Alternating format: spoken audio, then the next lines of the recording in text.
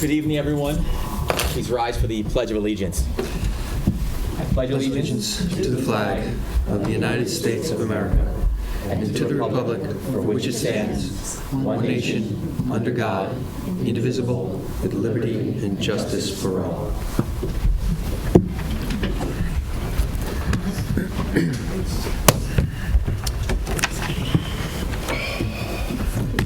Yeah, it's very cold. Should have brought my sweater. All right, so we have an exciting agenda tonight, but first we'd like to start with some recognition. So we'll move forward with the Employee of the Month. That is Matt Weeks. I do not know if he is here at the moment, but hopefully he will see us. Matt did an excellent job this summer as beach manager of Cooper's Beach. Personally, I've heard from many people in our village that this was the best year yet. Thanks in a large part to Matt doing an incredible job, as well as our team at Village Hall. So a few things I'd like to do. I'd like to read a quick letter from Patricia, as one of his supervisors. Matt is very organized and keeps his place of work neat and clean. His work ethic translates down to his staff well. Cooper's functions like a well-oiled machine with Matt at the helm. He keeps an eye on the cost of operations, whether it be supplies or overtime. He is overly conscious of his daily receipts, and he runs different scenarios to see if we can make things function more efficiently. Matt doesn't just think of the present, he even thinks of what can be done next year to make sure our procedures work better in the future. He is a pleasure to work with and always has a smile and nice things to say. So that is Matt. Russell's going to add a few more words, but again, Matt, I could not stress enough how great of a job he did. We had our sandcastle competition with which our board were judges, and we just had a great year, Cooper. So I'm going to turn over to Russell. He's going to read another anecdote, and then we'll move forward with one other additional recognition. So I'm going to read, Matt independently received 2 staff recognition nomination forms. This one is from Deputy Village Clerk Eileen Musara. Matt Weeks has raised the bar of Cooper's Beach manager to a whole new level. He's extremely organized, reliable, and his entire staff respects him and works very hard to get their jobs done. Cooper's Beach has never looked this clean. Garbage is picked up on the beach in a timely manner, and all of his staff works well together. Matt has implemented new Department of Health guidelines, and together with the lifeguards has done an amazing job. The county even complimented Matt on his organizational skills. Matt consistently goes above and beyond the call of beach manager. The village is very lucky to have him. Eileen Musara, Village Clerk. I did want to add that Matt did say that he would love to have gotten here, but he is a teacher in Brooklyn. He does live in Hampton Bays, so getting out here after school was would have been a little tough for him. He gets home a little bit later. So. That's right. So thank you, Russell. We also have a certificate of recognition. This is for Yassine Bukasi. He was our Broader Horizon intern, and he actually came from us from the town of Southampton. Did an excellent job this summer, actually stayed longer than he was supposed to. And everybody across the board here thought he was an incredible intern. And so we also wanted to provide him with a certificate of recognition and a certificate of appreciation, just so everyone knows and he knows that we are extremely appreciative of his hard work this summer. And we really loved having him, and having interns like Yassine is just an incredible addition to the village. I'm not sure if anyone else wants to add. I'm not sure if you had an opportunity to work with him, but I just saw him diligently working throughout the first floor and second floor of Village Hall, and everyone seemed to love him. I think he hit it, and I also wanted to thank Russell for putting us in touch with that program, but he was just as good as it gets, and I think this is a first, right? So. I also want to say that I think what this program does is introduces our staff. They learn a lot, but our staff also learn some tips and tricks in things like Excel or computer programming that we didn't think of. He brought to mind, hey, did you ever think about doing it this way? So, I mean, he learned a lot, but we picked up some tips and tricks as well. So it was a mutually very beneficial program for us. Excellent. So maybe, Russell, I'll hand these back over to you if you don't mind, and then we could also move forward with public comment. Anyone wishing to address the board could come to our front table, sign in. We'll limit it to about 3 weeks. Thank you, Mark. Parrish. Well, thank you. And we have our sign-in list. So, Evelyn Conrad, you can do the honors here.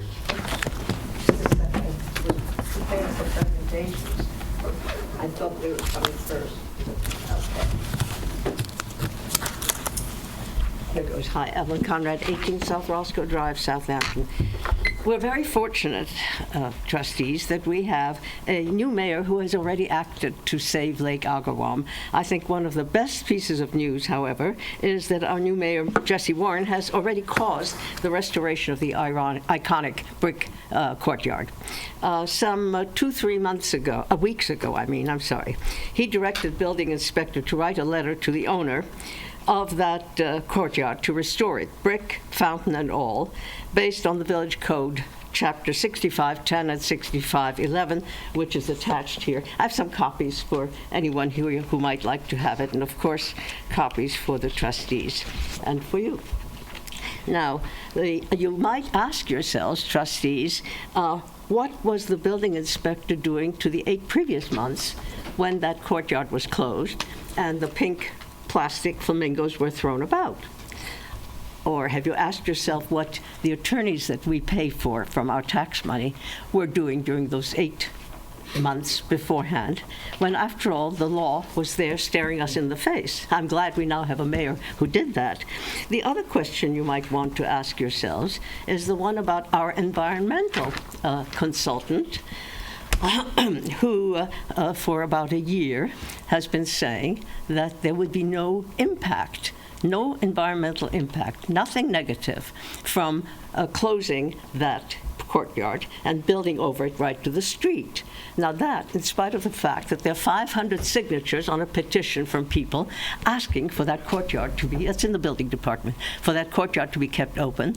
And Susan Madonia gathered over 3,000 signatures on TV, on the internet, asking for that courtyard to be open. So thank you, Jesse, for you having done that. Thank you. But with experts like these, is it any wonder that we have lost so many treasured historic houses, that so many charming streets have been lost in terms of their spacious lawns and normal-sized family houses?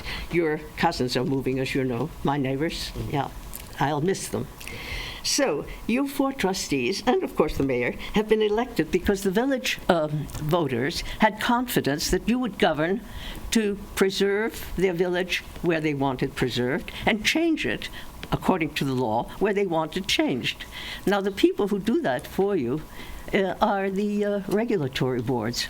Are you satisfied with the way they are implementing your mission, what you've been told to do by being elected? I think it's very important for you to review that. With your power to hire and to appoint comes the responsibility to fire. That's often a little more painful, but it's necessary at times. And my thought is that the 3 minutes. Law. Excuse me? We're at 3 minutes. Got it. Thanks. Thank you, Evelyn. Thank you, Evelyn. Appreciate your comments. I did want to highlight that and also thank our building inspector, Chris Talbot, for doing a good job in this situation. So I have your letter. We'll look at it, but thank you, Evelyn. Next, we have Pio Lombardo, 53 Hill Street. Great. Good evening, Mayor and trustees. My name is Pio Lombardo of Lombardo Associates. We've done work in the village for the past 5-7 years, and I just stopped by to introduce myself to the new members. We've communicated by email, and I'm aware of the village's issues and motivations and commitment to deal with the wastewater issues. So, frankly, just stopped by to say hello, and if there are any questions or issues that you would like comments on, be happy to respond to those. So that was really the extent. Thank you. Okay, great. Thank Thank you you. very much. Wastewater treatment is one of our top priorities, so you'll definitely be hearing from us. Today, I had met with two members of the Suffolk County Department of Economic Development. I know Trustee Allen is also meeting with them as well, and obviously, that's one of the top priorities. When we can get wastewater and improved wastewater treatment in our village, it could lead to a number of additional amazing opportunities.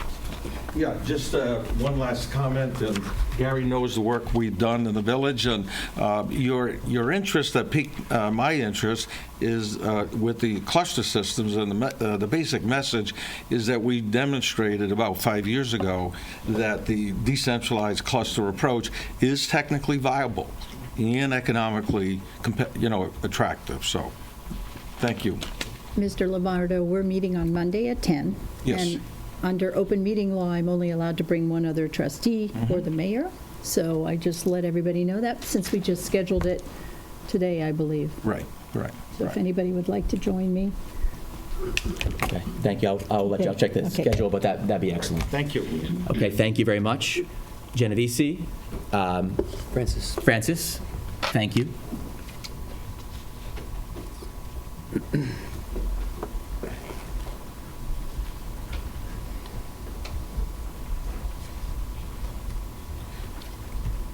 My name is Frances Genovese. I live at 209 Bishop's Lane, and I'm here to speak ahead of the presentation you're obviously going to have from the deer hunters.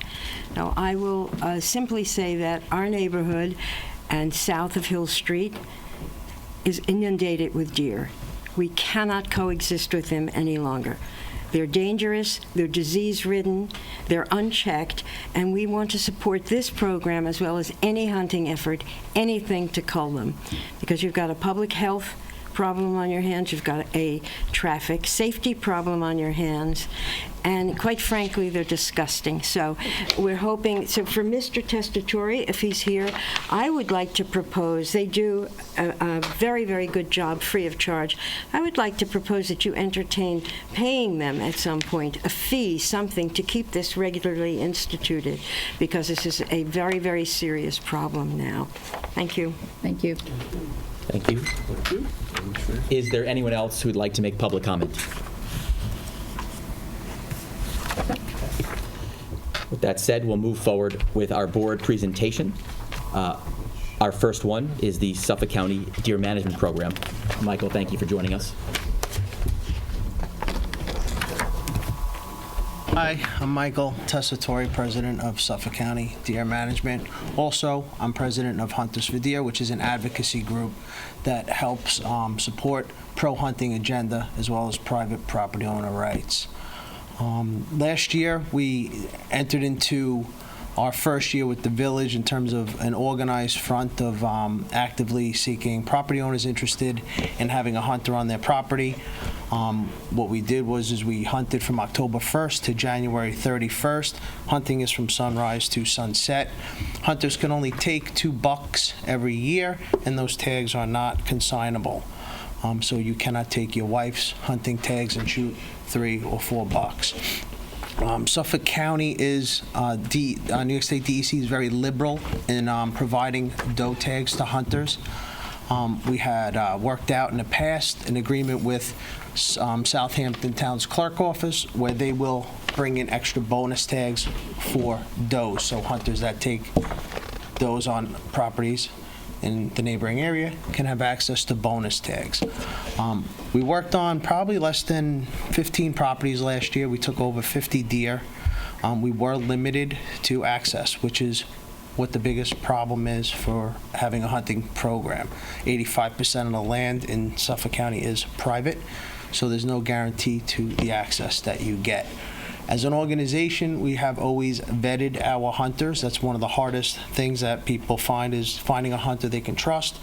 We put our hunters through a criminal background check as well as an archery proficiency test, and we put them through our own bow hunting in sensitive environments class, which teaches hunters to become management hunting conscious instead of just a recreational hunter.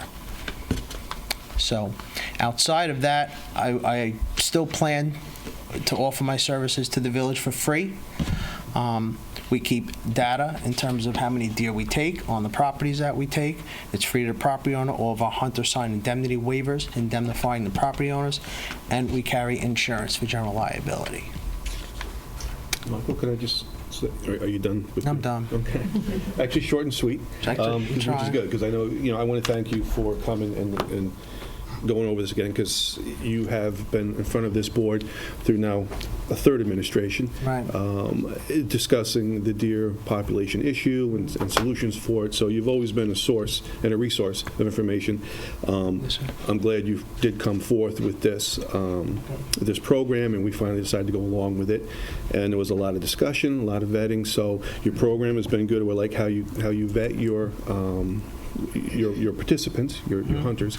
So I remember the reason we went with it, if I recall, was because we had been using it in Remsenburg. So, and you still continue to do it? Yeah, we manage a program for Remsenburg. We work with Belterre. We work with Port Jefferson Village. My program that I created 6 years ago has basically been the gold standard of having a residential bow hunting program. Ever since we had the setback reduction from 500 feet to 150 feet in 2014, we have opened up more potential to properties being able to have a hunter on them to reduce the conflicts with deer. And that was part of it in the village. We actually Right. had We had had to to do revise that. our setback Right. laws for hunting to allow this program to go. So Yes, sir. it was a lot of good work. But what I want to know is, again, another good point you brought up is that it's dependent upon access, because it is a voluntary program and people have to invite you in. I know Frances just mentioned she has. She's one of our Do you have biggest the same? supporters. Yes. Do you have the same people inviting you back? Do you have more? I mean, how's it look going every into year, the second year? The whole thing about anything is education and getting the word out. Since I started my program, hunters have left my organization and they created their own program, and they say they do what I do. Competition breeds excellence, but their resume basically is that they participated under my program. And the whole concept is to take accountability into bow hunting. You cannot compel a property owner to give you access even to recover a deer that may run on their property. So we take a different approach to deer management, where we want to work with the municipality and the property owner. So if we have a property owner that is very against hunting, maybe there's another property that we can be on that will still be effective in that area without causing the conflict. So that's important as well. We don't want to, rip apart a community over hunting.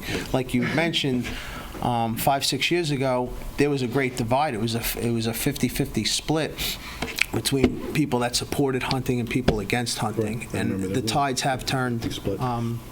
dramatically. Yes. And it's not about counting deer.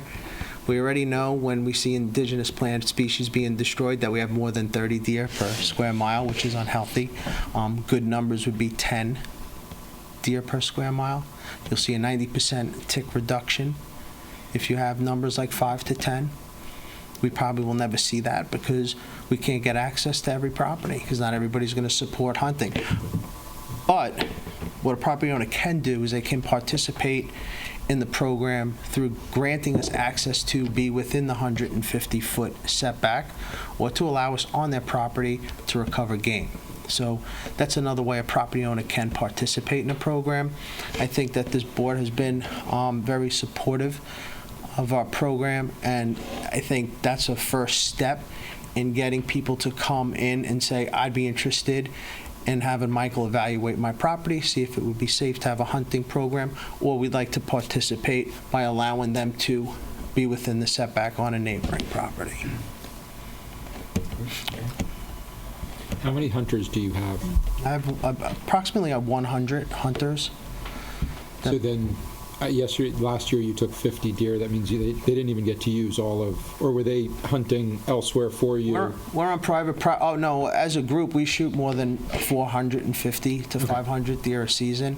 Suffolk County, traditionally through hunting, only shoots 3,000 deer. 7 years ago, the county would throw numbers at you and say there's about 30,000 deer in Suffolk County. Now, again, they're not spread out evenly. These animals get pushed into areas. Some people will say, oh, we overbuilt and we took away their habitat. But really what we did do is we enhanced their habitat and their ability to thrive in a suburban environment, because we give them these CPF properties or village-owned properties that they can bed down in, and they can, half their time is laying down. The other half is spent feeding in our yards. So our yards have supplemented that little food source that would only hold maybe 5, 6 deer. Now it can hold 30 because they're accessing the food in our yards. So as a group, we're responsible for probably 10% of the total take. And now when you think about those numbers, when I say 30,000 deer in Suffolk County, you need to take 23 to 25% of any local deer population just to reduce fawn recruitment. What's fawn recruitment? Fawn recruitment is when the fawns are born in June, July, and the number is increased in terms of population. Michael, let me ask you a question, getting back to the public property. So in a situation like that, where you do have, they get pushed, and they find out where to go, and they do their bedding down. Sanctuary spots. Exactly. And they do their bedding down, they come out. What happens if there's a property owner that is right near there and grants you permission? How do you access public? You have to wait for them to come over to the property that you've been granted access to, or will the village allow you to go over to the public property? No, I don't have any written agreement with the village to manage your deer management program. We don't have anything in writing. This is all done on private property. This is all done on private property. I don't have permission to be on public property. But if you want to talk about access, I think that Mr. Broom would be a great source for that. And I don't want to step on his area of expertise. I was just asking a question how that happens, because you did point out that they will go and find their safe. They will. Places. Now, the village, of course, being the owner of any property, can allow a recreational activity on it, of course, and hunting can be done on that property. And a lot of our property owners do contact us because, not just because they're near an empty woodlot, they also might have a neighbor that's feeding the deer.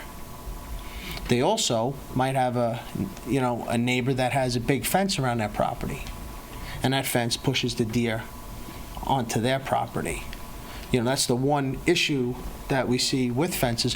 Fences are very successful at keeping animals out, but they also push the burden onto the person that doesn't have a fence, and it pushes the animals into the roadway, which causes accidents.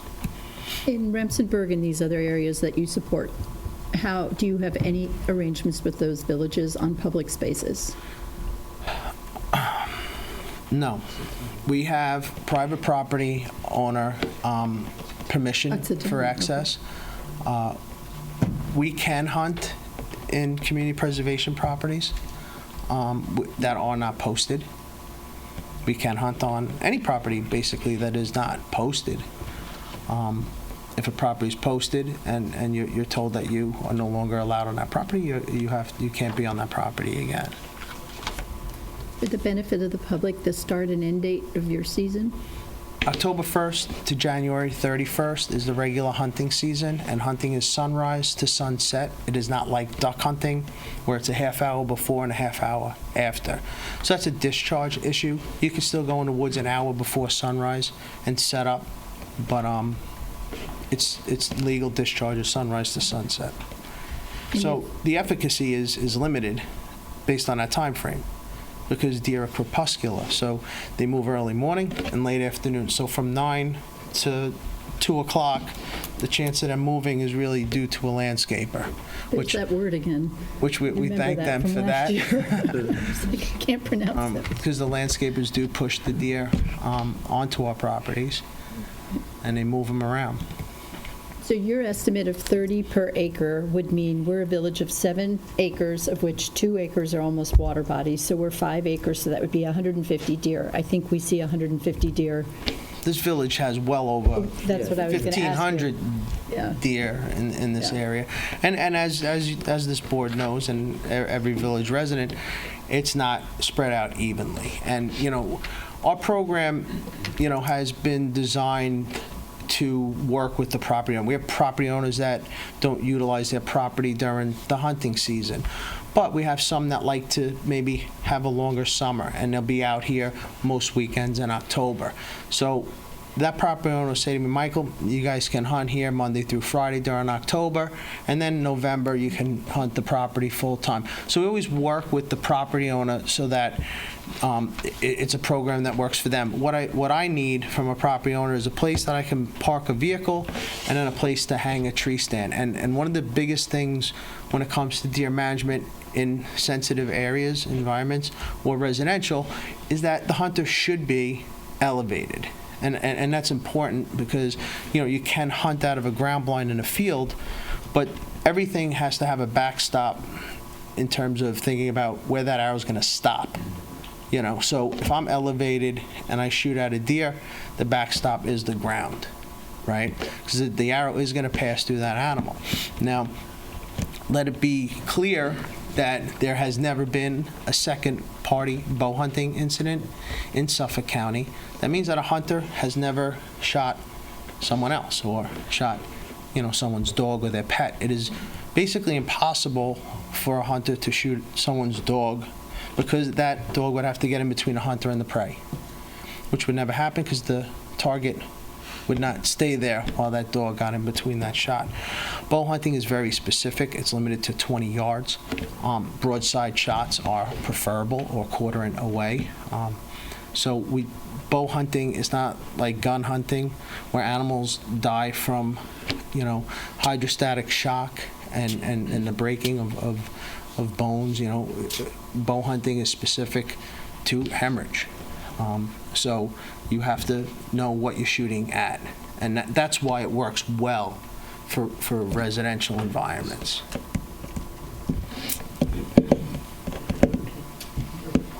Any other questions? All right, anything else? No, that's a good refresher course. I appreciate you showing up to. Yeah, I mean, I'm always available to anybody in the village that would like to participate in our program.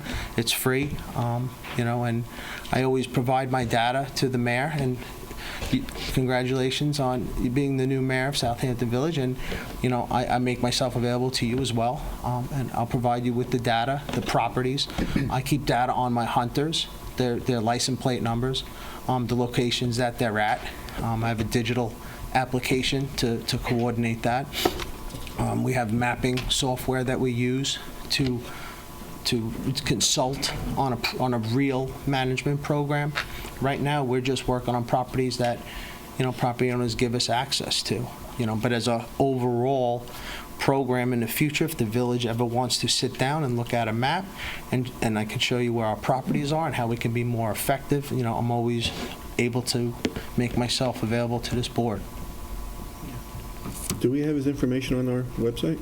I mean, how do people go about reaching you if they want to participate? You can reach us at SuffolkCountyDeerManagement.com, and my number is 631-445-7568. I left the card on the table, but I'm always available to everyone to talk about, operating a program like this to, alleviate some of the deer conflicts that they have. Thank you, Michael. Appreciate it. Thank you. Thank you, Michael, very much.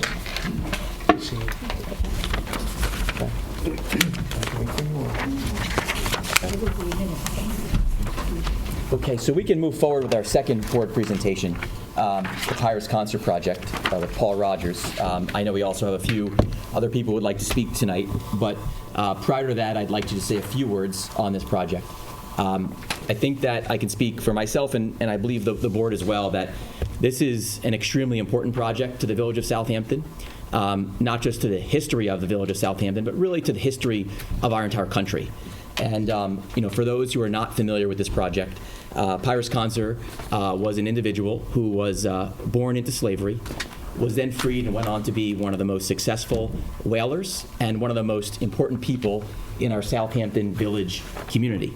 In fact, and some conversations with the executive director of the Southampton History Museum, Tom Edmonds, we had spoke about how important he was to the whaling community. In fact, he was actually one of the only people in the late 1800s to have ever visited the Empire of Japan, to which it was prohibited by the United States. And this had historical significance. He's actually in some of the artwork in Japan. And I think one of the more disappointing parts about this was that a delegation from Japan actually came to Southampton Village to go view this property. And this property was actually destroyed. This is something that I've spoken about in the past. Okay. And for me, this has extreme importance. I think this is something that we need to pick up the pace on. And we're looking forward to getting a bit of a refresher from Paul Rogers, as well as hearing from some of the members or board members of the Southampton African American Museum tonight. So I just wanted to remind everybody and introduce this and give it the importance and respect that this project deserves. So I guess this might be Paul Rogers to start, and looking forward to hearing some other people as well. Thank you, Mayor. I think they have these. Maybe. I changed it a little bit, too. You did? Okay. I have a set of plans here for the project, which I didn't plan to go through, but I wanted to have them here in case there are any questions. Also, if you would like to have them in a more manageable form, I'd be happy to email them to any of you, so you can read them on your computer.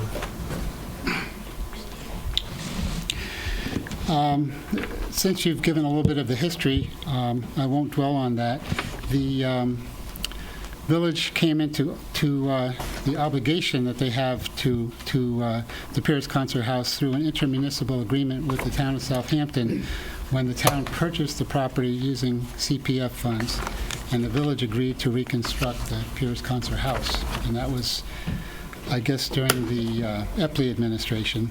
A preliminary budget of $500,000 was proposed, and we created the plans for the house, but we also included quite a bit of site work.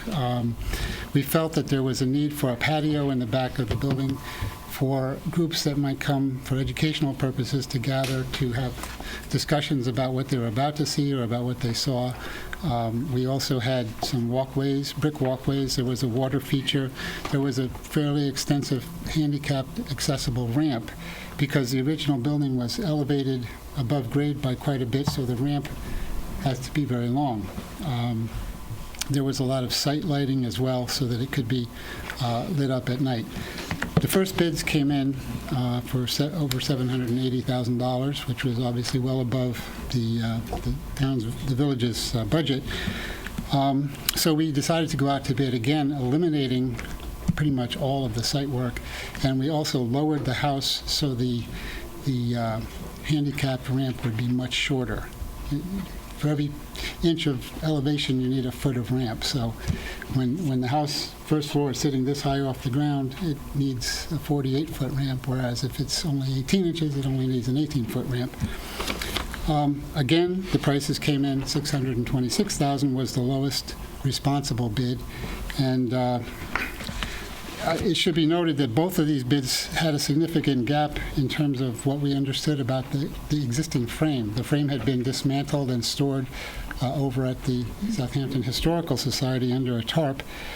And some effort had been made to document what was there, but we didn't know what members were missing. We didn't know which ones were deteriorated to the point where they would not be usable. And so we had to put in those specifications a unit price for that framing lumber, which left a big opening that would have ended up being a substantial extra on top of the cost, and we estimated maybe $20,000 to $25,000. So having been through this twice in two administrations, we're hoping the third one will be the charm. We suggested that the frame should be carried to a shop where it could be unloaded, sorted, and partially erected so that we could go and measure it, know exactly what we were dealing with, catalog what pieces were missing, what pieces were deteriorated beyond use. And so that was done by the village back in the spring. So we now have a complete lumber list of what needs to be purchased. and we have a complete drawing of every stick and every piece that needs to be put into the frame and where it goes, and they've been labeled. So that much has been done. And what I passed out is our proposed breakdown of the project. Rather than going to a general contractor, to solicit general contractors to bid on the project, we propose to break it down so that there'll be two phases. The first phase would be basically the enclosure of the exterior and the masonry work that's necessary inside to support the chimney, because that has to go up through the roof. Our feeling has been all along that this project could attract volunteer in-kind donations because of its importance to the village, but we haven't been able to make that happen in a large-scale way. So this is our effort to break it down so that there's a second phase where those in-kind donations might be more forthcoming. And can I see it? I gave you all of mine.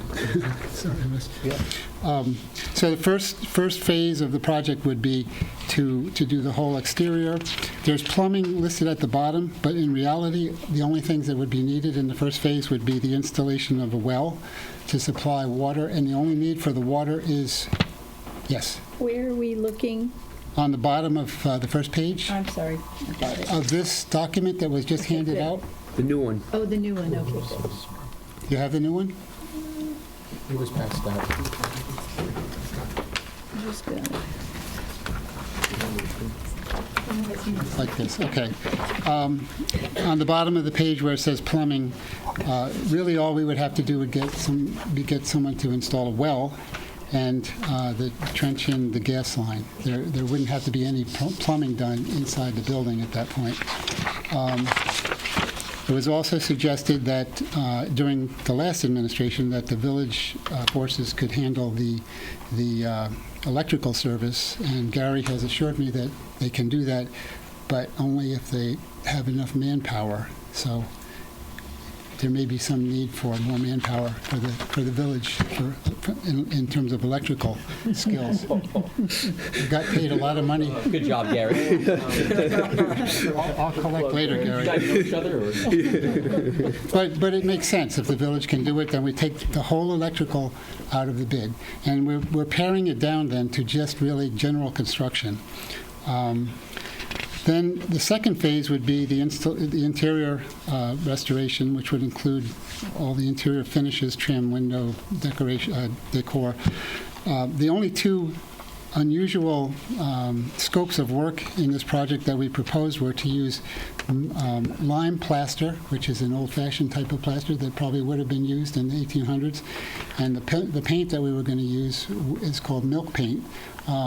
Those probably are a little costly, but they're two techniques that would have been used during the time of Paris concert, and we thought that it was worthy of resurrecting some of that craftsmanship. We did not propose to finish all the rooms. We wanted to leave some of them so that people could see the framing and what have you. So then the other breakdown would be the village purchasing some of the materials.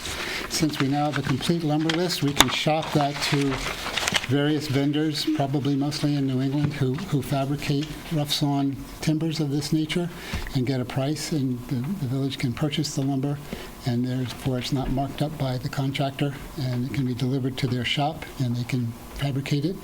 And the other big-ticket item will be the windows. When you get these are going to have to be new windows made to look like the old windows, because none of the old windows survived. We need about 12 windows, and those can be purchased by the village as well.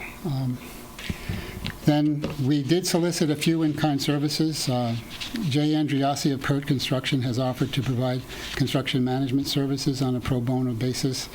There's not going to be a lot of construction management because you do have a general contractor, but his services have to be coordinated with the material supplies. Someone has to sort of watch over the work, which we will do as well. But Jay has offered to do that. Sam Rogers of Diversified Services has agreed to perform the excavation work pro bono. I twisted his arm to do that. Chalif and Rogers, as of today, has agreed to provide the labor to install the radiant tubing for the basement radiant heating system as an educational feature for our staff, because I had to do it on my house and my partner did it on his, and the two younger people in our office have never done it. So we're willing to do that. And it's hoped that there will be other donations of kind of labor as we proceed. So it's a little more complicated bidding, but and I don't know what the total is going to be. I don't have an estimate. The prices that come in for municipal work are always shocking to me. This is a 32-foot by 16-foot building that you would think could be built for much less, but when you add in all the requirements for municipalities and prevailing wages, the prices go up. If I'm not mistaken, you've provided us with all the bid documentation and so forth, so this board could move pretty quickly in getting these bids out. Well, actually, at the beginning of the summer, I had updated all of them to go out to bid again. So except for changing the dates, they're ready to go.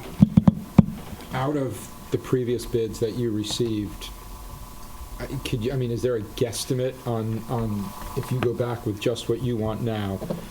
I mean, did they break it down enough that you can guess? No, Okay. not really.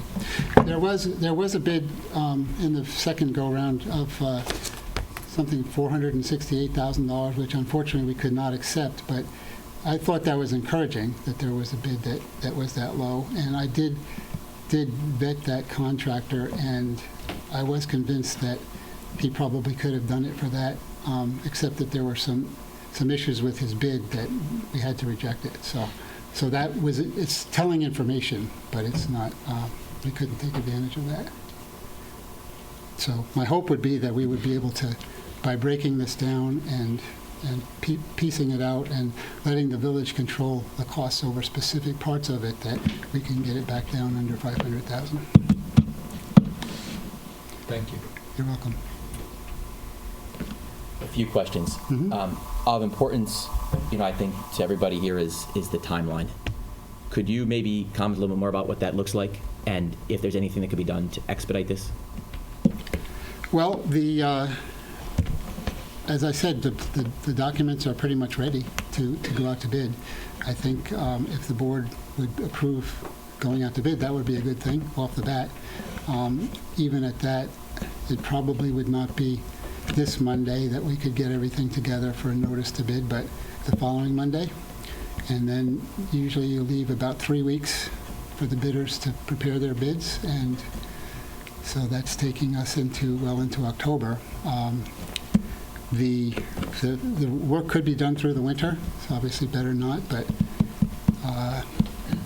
if we could get the foundation started in November, I would say you have a good chance of getting it closed in before the spring. And what else can this board do to be helpful, if anything, to your process other than what you just discussed? I think that's it at the moment.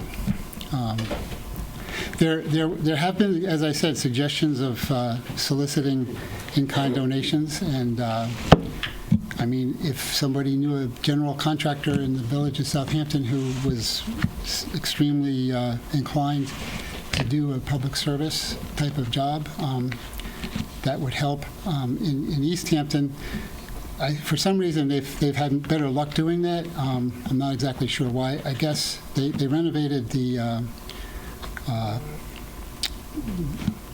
lifeguard station in Amagansett, and I think Ben Krapinski's company basically handled all of that, and they leaned on all of their subcontractors to come in with low prices. But I don't know if that was public funds that was put into that, because I think if it's public funds, you have to go out to bid. But if someone knew a contractor that wanted to really pursue that, it's a possibility, but I think it's difficult with the public funds. Then I'm just curious, what's your overall cost structure for this project, and to what extent are your services pro bono? We had a generous fee at the beginning, which I was almost embarrassed about. As the project has proceeded and we've been through all these iterations of things, it doesn't seem so generous, but we're not asking for any more money. But our fee is not pro bono. Okay. Wayne, legally, is there anything that we can do to improve this bid process, to make it more faster? Improve the bid process? No, the bid process is the process. What we've been trying to do since July is more or less get this out to bid. So I think if the board, if there's any other particular details or questions on the details, I think that it has been vetted numerous times by the previous board members. We wanted to make sure that the new board members here are familiar and how and what the history was and what's on the table. But I think the emphasis is getting this out to bid as soon as possible and getting those numbers. So, and I think Paul's ready to do that. So if the board is inclined, you can authorize notice to bidders to be published by the village administrator as soon as we have the bid packages in final form from Paul's office. How long do you think you can get those with? What'd you say? You said Monday next week. I can't, well, Monday you have to advertise, you have to send your notice to the paper. I can't do it by Monday. I mean, we could actually maybe do it by Thursday, so you could put the notice in on Monday, then the plans are available on Thursday. I'll see if that's possible. So it doesn't answer your question, you have another week before it can go out. So Greg, you know when to reserve our advertising One space of the, for us. right. One of the reasons, I understand that there was a little confusion as to why this discussion was, pushed as hard as it was pushed. And the reason is that the hope is that we will go out to bid. We can, if we don't like the bids and they don't work out, I mean, the board always has the right to reject them, but this has been a project that's been laboring along, and what we thought would be in the best interest is to get this out to bid as fast as we can. If we wait until the next meeting, that's on a Tuesday, that's too late for that week, so then you're another week before you. So we can set something up, we can approve it tonight. That's in correct. condition that he gets it in, and so we'll Right, kind of approve in advance. Subject to him Subject to the attorney agreeing to form, we can Then you can put it out. authorize me to advertise the bid. And Second it's it's the quickest way to get it moving. Yes, So we can do that tonight. yes. Okay. Paul, So- didn't you have good news after you cataloged the existing conditions of the wood? Yes, it was pretty good. There had been rumors that all the material was rotten, and but it's just not the case. The only things that were really rotten are the floor plates. They're 6x6s that go around sitting on top of the foundation, and they're pretty much destroyed. But all the studs, most of the joists, they're all in good shape. The rafters were never there, so we don't have any. I think we maybe have one rafter that survived, but we knew that to begin with. But for the most part, the material that is there is serviceable and will be put back into use. Thank you. Is there any other comments from the board? No. Since Unfortunately, Do you want these unfortunately, I'm too plans? familiar with the history of this. Do you want a copy of these plans? Do you want me to leave these plans for any purpose? Yes, okay. Yes, from you.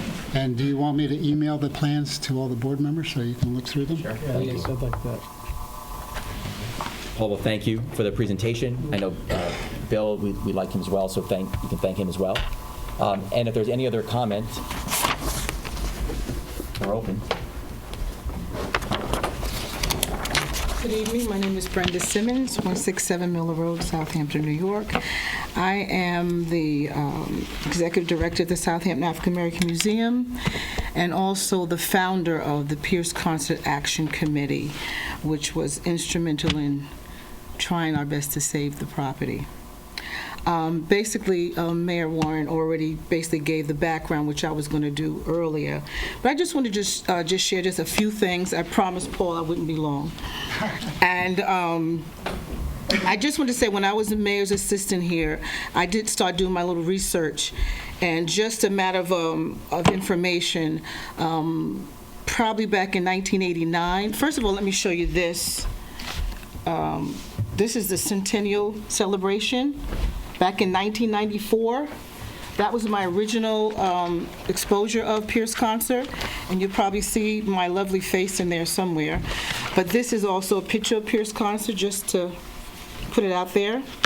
And back in '89, I discovered 2 or 3 times they were doing surveys to conduct throughout the village to evaluate the list of houses to put them on the historical district. And I was told that that house, Pierce Concert House, was overlooked probably 3 or 4 times. And the reason why I'm just making that point, because we probably wouldn't be at this junction and the extreme cost that we've had to do with this tedious journey.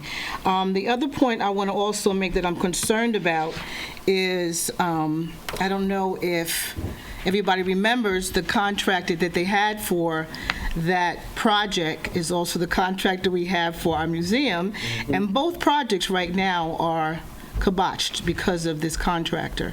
So I'm very concerned about the bids that go out and the contractors that get these bids, because they claim it's supposed to be the lowest responsible bid, and that's been a concern of mine. So I just want to put that out there as well.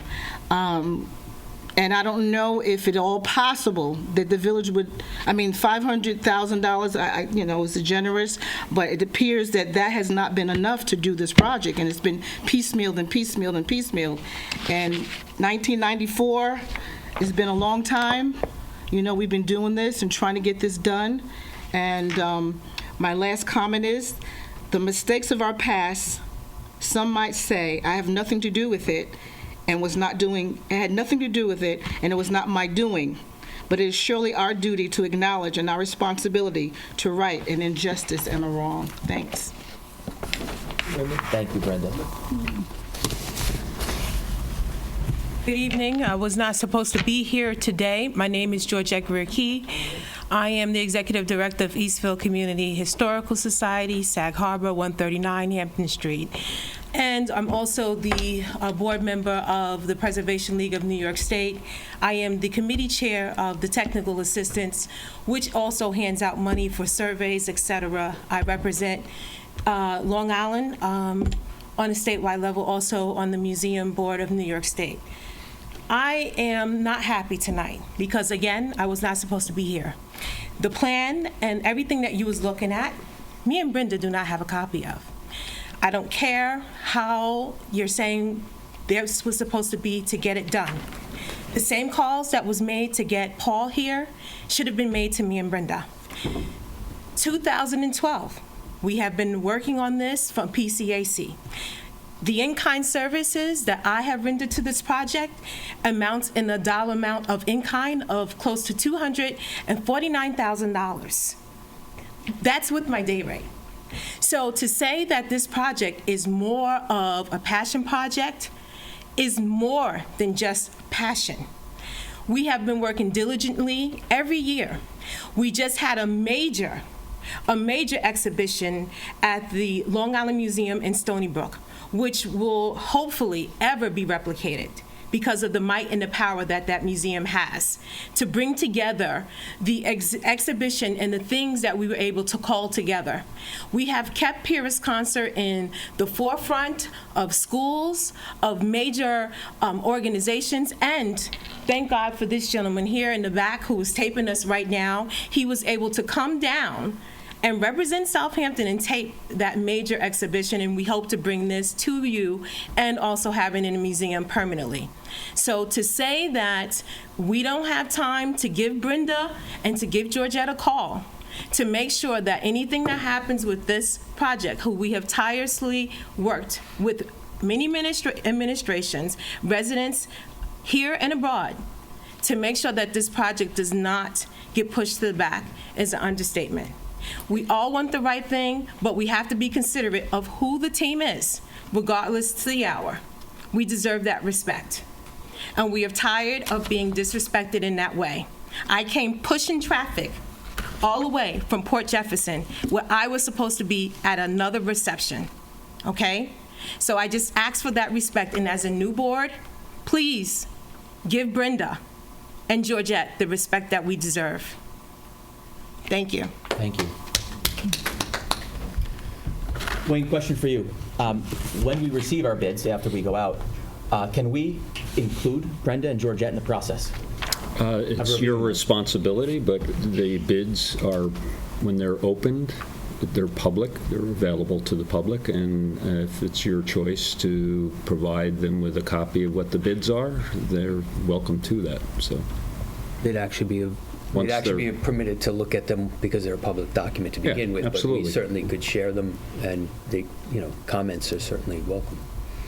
They're quite extensive, so the question is what, I don't know what they may want to look at, but they're certainly available. This is my first time hearing that we don't have a responsibility when before the last administrations, we were involved in every aspect. We saw the other two bids before they went out.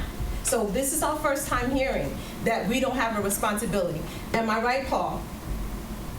I'm not sure what responsibility. I'm not quite sure exactly what you're... Because Please come up to back the, please come up to the podium. I mean, you'll forgive me, because I've been around from the inception of this, so I'm trying to figure out what your role is, or what you said you missed, or whatever. I was in meetings with Mayor Eppley. You were not in those meetings. No, not those meetings, but I was on the At the board at meetings the time. for anything dealing with the property for Pierre's concert, I was there. You were not. And every time there was anything concerning this property to go out for bid, we were there. Okay. So I was just hearing that there was no responsibility. Anything concerning this property, we were there. We would not be talking about this property had it not been for Brenda and I. Let us not forget Nobody's disputing what that. happened with this property. With all due respect, well aware what happened to the what the street. counselor was saying was the ultimate responsibility of awarding the bid is this board's. It does not mean, he said, that anyone can participate, the board can ask anyone to participate in the process. He was just legally saying they cannot defer, they cannot say, you choose the bidder. The ultimate bidder, the decision is the board. He wasn't saying you're not part of the process. That he was just giving them a legal piece of information that ultimately the responsibility of making the decision is the board. I don't believe he was saying that it was advisable to exclude or not include. That's fine with me, but hopefully this time around, we will have the most responsible choice.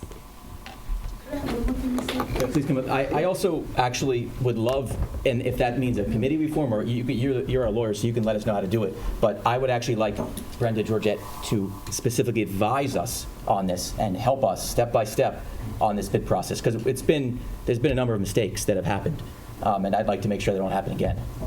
It's fine. It's perfectly fine. I just want to add too, we had gotten, at one point, had the opportunity to get a matching grant of $500,000 for this project. And in order for that to happen, it could not come to the village, it had to come to a nonprofit, which is the Southampton African American Museum, which we would be overseeing it, and that's the only way we'll be able to get the money.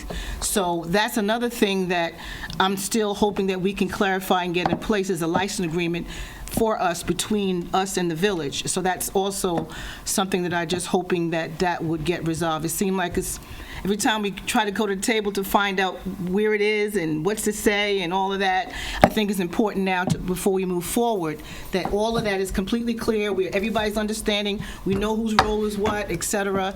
And also, I don't know if the grant writer is still involved with the village, because that's where the ball got dropped. I'm going to be straight up. That's how kind of the ball got dropped.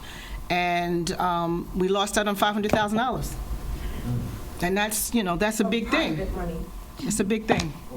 So, Brenda, Yes. what I'm hearing is, and I feel bad that you weren't involved, and I wasn't in those meetings the last 12 years, but obviously we all care.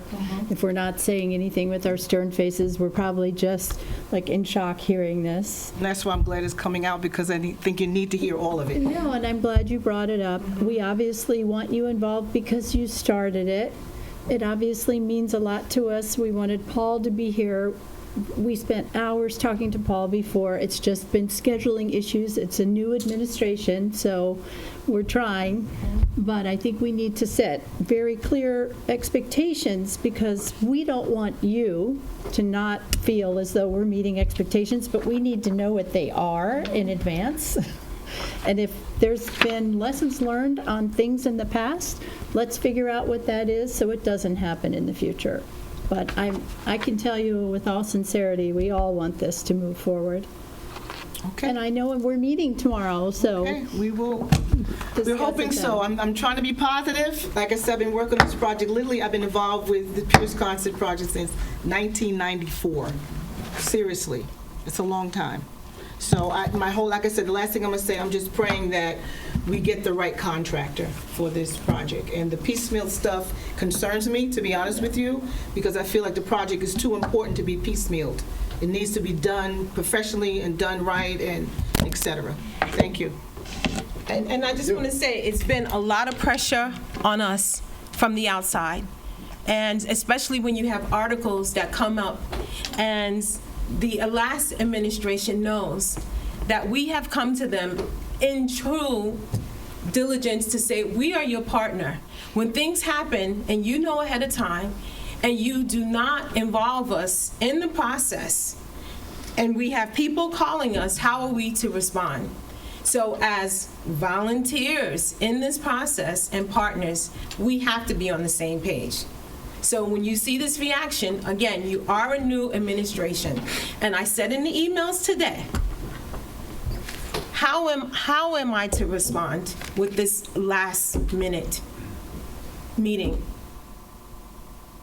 And people support. It's just me and Brenda here today. When you see me and Brenda, we are not alone. We're not walking alone. We have people behind us, and we stand on the shoulders of others. So yes, I am frustrated today, and I apologize if you think I'm taking it out on you, but I'm very frustrated. We know you had a long drive, thank you. No, I'm used to driving. But I'm frustrated because we want real change, and if mapping out the process and having phases is the next stage, we do appreciate you telling us telling us this today, but we do want change. Look, we're talking about 16, 19. Really?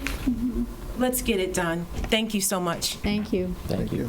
One other positive thing to add, and Paul's coming up, Pierce Concert was a person who essentially accomplished what he accomplished against all odds and overcame everything. And so I think we all can be inspired by what he did, because this is a much smaller project in the scheme of things relative to his really grand success that he had, really against odds that no American has ever seen. And so just take that as a note, that if he could accomplish his very successful career along with his wife Rachel, this is nothing. So I feel like we could easily achieve this. So I guess we'll hear these final thoughts, and then obviously our next step is obviously to get our bits done and take one step at a time. So thank you. I just wanted to add that I think the Pierce Concert Action Committee is the steward of this project. So they actually have a role, they have a defined role, and Brenda and Georgette are the two most active members of the Pierce Concert Action Committee, but it's a legitimate role. They're included in the specifications as the steward for the project, and once the project is up and running, I assume that they will have a role in how the building is used. So I think maybe one first step would be just to make sure that any email that goes out from the village attorney or the village clerk or the village's current architect on this project should be copied to both George and Brenda. Can I ask you, who did this proposal here, this phase proposal? Is this you? Who did it? Yes. Okay. Were you aware of this? Or you, Brenda? Well, Were you aware of this? what that's a result of is a meeting for which Brenda was at with the mayor at the time, Wayne, myself, when we discussed that we were going to, because the bids had come in too high, Right. that we're going to break this project down into smaller projects in the hopes that we could save money. So that was the homework that Paul was given out of that meeting. This is the result of that. Well, actually, we presented this at one meeting back in the beginning of the Yes. summer. Mm-hmm. Okay. All right. Thank you very much. Our next board presentation is the heliport parking site plan. Before we do that, do we want to entertain a motion. We got to make a motion, yeah, let's make a motion. Let's do it. Thank you, Russell. Okay, I'll entertain a motion to authorize the village attorney to advertise bids for the construction and purchase of materials for the Pierce Concert House with the proviso that they meet the specifications approved by the village attorney. So moved. There is a second. Second. All in favor? Aye. Make sure that Russell changes that first word to administrator. All right, thanks again, everyone. All right, with that said, we have the Hell Parking Site Plan. Steve Naroda. Yeah, if you want. I will take those pictures back there, please. You want to start talking and I'll spread it out? Sure.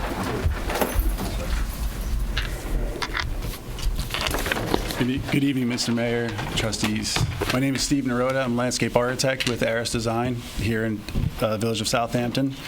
And I'm here tonight on behalf of our client who is located at 2080 Meadow Lane, who is just located just to the... Sorry. Steve, who is that? Who's client? Our client is located at 2080 Meadow Lane, which is directly to the west of 2070, which is the parking lot. Can you identify who that party is? Yes, this is 2080 LLC. Dr. It's a little, could you mention that on the record? That's all. So the owner we represent is Dr. Garapelli. Their application was under 2080 LLC. There was an LLC for that. But, we're here because the parking lot adjacent to his property, located to the west, and also the heliport, which is located due to the north of Meadow Lane, he would like to donate labor and materials to beautify the parking lot that's there. If you're aware of what's there, it's just a large gravel expanse that expands from Meadow Lane south toward the beach. It presents an eyesore. It presents loud noises when cars are driving over the large gravel that was installed there a few years ago. And then that coupled with the heliport, what he's trying to do is donate this so that can beautify the landscape and the parking area, and also help ameliorate some of the problems that he's seeing from view shed and the sound that he's experiencing at his house. So. We had presented this plan to the previous board, and it was well accepted. So we wanted to have the opportunity tonight to come back with the new board, present it, to make sure all the T's are crossed and I's are dotted. So if you approve it, we can move forward. And the challenge being that we're working with a private owner on village land. So. Would you like for me to walk you through the plan a little bit, just so you understand it? Can you describe what's actually different than what's there? What are we adding, what's not there? So the plan is virtually the same as what we had presented to the previous board. What we're doing is we're adding plant material or plantings along the street frontage on Meadow Lane. And what the intent there is, it's native plantings. The idea is to bring the dunescape up toward the street to really soften that parking lot. The owner at 2080 would love to have the sense of an extension of that landscape that we've created at his property to move to the east. So that's the intent. So all the plantings are native. The idea is to keep the plants low, not to obstruct the site triangles. Safety, security is important. Some larger plantings are planned for a little bit to the south, but that's really just intended to add some mixture and texture to what otherwise would appear as a dune. Part of the issue is that when cars are driving on this gravel that was installed, it's very loud. And what he would like to do is find a solution with possibly making the drive aisle solid, like an asphalt material, and then redoing the parking areas to make it more permeable. So with adding the landscape and the permeability of the parking areas, which those would be gravel, but the drive aisle itself, which is here, this would be solid to help decrease the sound, because when cars pull in, it's very loud. And as they travel through, it's very loud. So that's part of what he would like to accomplish as well. But we had another issue with the gravel going onto the road, and when the helicopters come in, that gravel was being kind of sprayed a little bit with their dusting. Yes, yeah. When we stand on site, it is a little scary when the helicopters come in and you see the clouds start kicking up. So our thought is if we can bring that asphalt, at least make it solid, and also have a concrete apron at these entry points here and here with a concrete curb here and around here to help retain the soil and help retain the plantings. So it would help to keep stone and gravel from migrating out into Meadow Lane as well. We've met with Gary Gillespie on it several times too, just to go over from his perspective of maintenance, usability, to make sure that what we're proposing works and is not impacting negatively to the village. If the board is agreeable with the plan, we would submit appropriate documents, including a licensing agreement with all the proper insurances, a donation agreement, including all contractor goods and services at prevailing wage, a performance bond based on the estimated cost, a maintenance agreement for a period of 2 years, which includes irrigation of the plantings. Given that they're native plantings, irrigating them for 2 years while they're establishing, they should thrive from that point on. You have any questions? Yes, I do. Wayne, just to be sure, this is not going to be encroaching on any of the village property. Nothing's going to be taken away in terms of the plantings. Just that's going to be a concern that I've heard from residents, that there's possibility, so there will be nothing that encroaches on our property. Well, this is all village property. It's all village property. No, but I'm talking about some of the landowners to your client, landowners coming over and all. No. It'll all be within that. Okay. Good question, though. Yeah. Steve, what are the trees that are being planted along the western boundary? Those are taller evergreen trees. How tall? They'd be about 14 feet. Will they grow any taller? No, This property is restricted by the FAA, right? Because it is part and parcel to the helipad, right? And so we're restricted to certain heights, right? Any of these plantings are outside of that flight path, and these will stay low partially because of the ocean winds keeps everything lower there, and they'd be at the most 14 feet if we had that success. And what are the plants? Cryptomeria, Japanese cedar. So they're native. Those are adapted to the environment, so they're not native, but they're plants that have shown toughness and resilience in this area, so that's part of why we chose them. And will they be topped at 14 feet if they grow larger than that then? At the client's expense? Sure. I mean, if that's the request of the board, if that's what you want, of course. I don't think with this environment, plants don't grow much more than that height. I'm trying to remember what's there now. You have the wall that was built, yes. The berm, and then there were plantings in that and on top of that. On top, right. So these new plantings actually go in front of that wall. We'd like to have... Trustee Parrish was asking, like, okay, so it's a slight encroachment into that because now we're putting in front of it, but that's, again, to help screen. Help screening. Okay. How many parking spaces there are now, and what will be the end result when you finish the plan? We're only losing approximately 5 spaces. I'm not sure, Gary, do you know how many spaces are there? 60 spaces. 60. And this will result in how many? Approximately 55 spaces. And where are they being lost? I see the plan we have. Where we're trying to push the parking back a little to the south to create room for planting. All right, so on the roadside, that's where we're on the roadside, yes. Which okay. Which we thought, if anything, it's not really impacting how it would be used in the future. Right. It's not heavily used now. Correct. Yeah, it's probably a very people just hanging out there, underutilized. standby, waiting for the helicopter to arrive. We would bring dune grass. Where you had the beach. That would be a ground cover throughout this whole area, which is a common beach grass. So that would hold the soil and help prevent erosion, and that kick up of dust is going to help with that too as well. Steve, is the noise coming from the cars driving on the on the gravel? Is that one of the major issues? Yes. And does it, because I'm just wondering, we do have a gravel problem in front. All that gravel spews onto Meadow Lane. And when the helicopters come down, they idle too high. It sprays it further. But further back, would it matter if it's asphalt all the way to the back, or that's just how you have to have it? We treat it as that drive lane because as our cars are accessing it to drop people off for the helipad, or we treated that whole loop.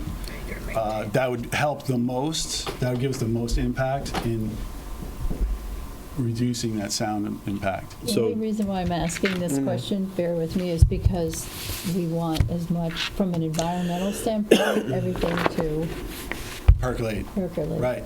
And that's part of this, is all the gravel, all the green you see on that plan is all permeable gravel. So really, in respect to that, the aisle is pretty small, and the parking lot does pitch slightly to the north, toward Meadow Lane, where everything should percolate into this gravel. We also have some catch basins at the end where we would pick up any additional. There is an existing puddling situation there, which we want to alleviate. I've seen it.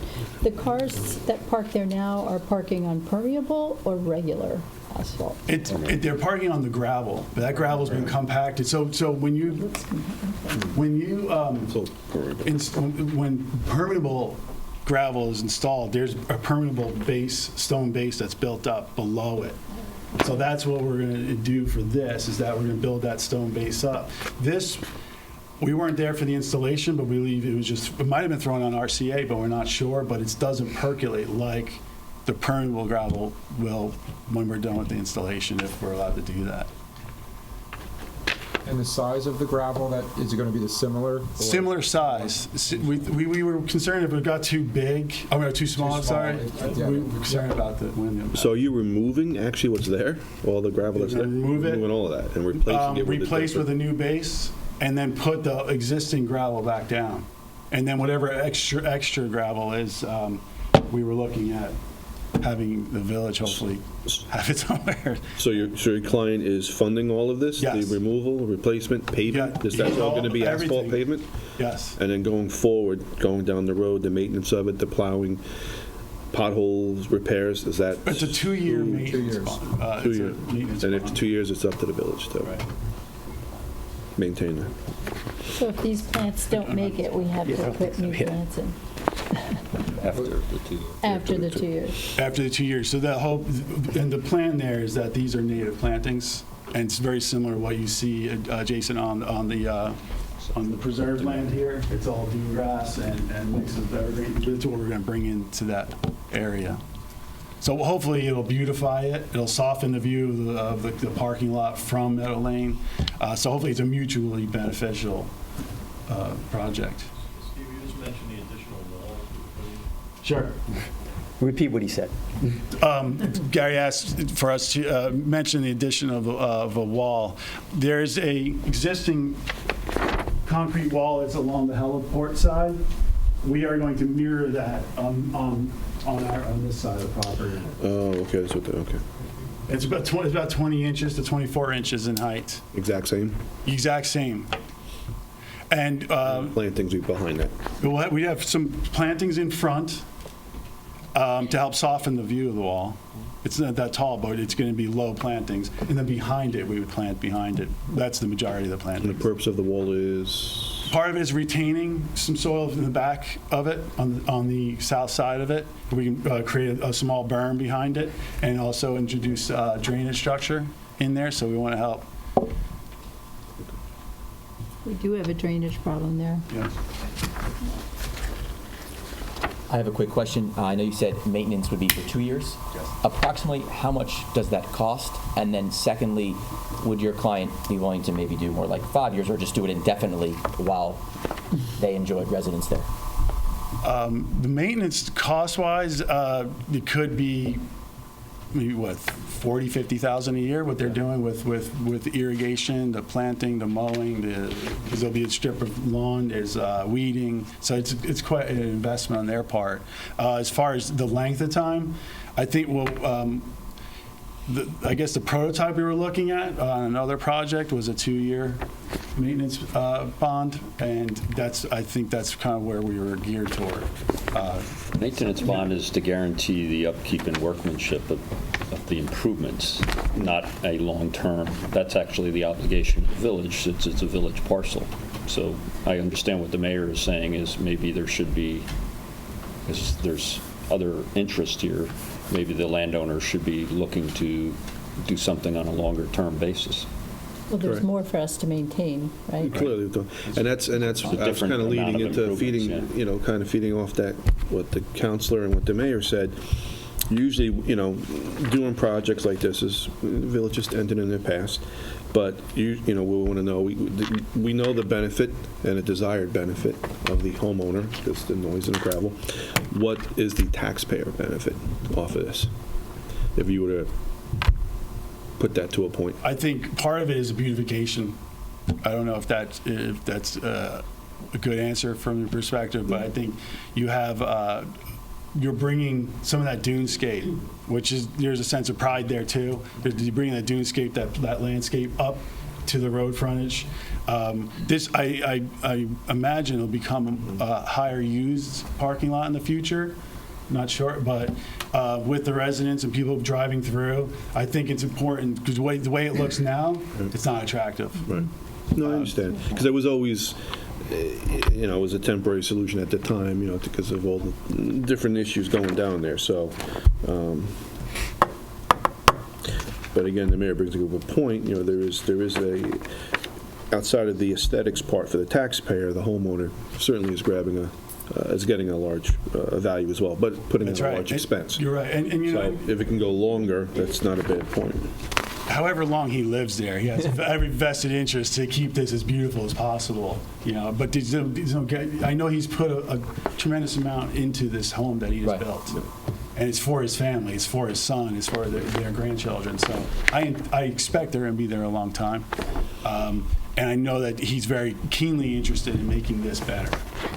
So he's motivated. It is messy. It is, yeah. I mean, I love public-private partnerships. I love when our community wants to invest, especially donate to improve it. So those are all great things. I mean, I would only ask you to maybe go back and see if we can extend that maintenance period longer. I think that would be more attractive to us. But I think it's a good plan overall. That's my one, takeaway. If I could just make one comment? Sure. What I see the village getting out of this plan, basically for us, is the gravel and the maintenance of the apron at the street. We do have puddles there. The gravel is on a blend surface, so everything does soak in, but anything remainder is right at the street. We get a little bit of a mess. We get a lot of 3/4-inch stone in the metal lane that we have to clean off. And also because we have these temporary curb stops in there we're using for curbing, we have to constantly reset those. And this plan is actually going to bring in all new concrete, as well as that wall is going to be a little bit more of a buffer from the helicopter wash on cars going into the parking lot. So those are the main things other than beautification that I'm looking for. But also, we would think that in a 2-year period, we will see any failure of the product at that point. But if we want to get an extended maintenance, we'll take it. All right. Thank you very much. Do you have any additional comments? Do we have any? So timeline, if you think that we might be able to settle this, we have a meeting in 12 days. I think you'd like to get going on the project, before the winter sets in too far. Do you think we'd be able to have something back in time for us to maybe pass a resolution in 12 days? Yes, I'm meeting with the owner tomorrow, so we'll review that. That'd be great. The only thing I would suggest is the board, I don't know if you studied it, but if you do have any specific questions, because you were asking about drainage or other things, you might want to look at it. And if you have any input, get back to Russell or Gary or I so that we can get immediately back, so that if they need to change anything other than clearly the extension of the maintenance period is clearly something I see the board is looking for. So.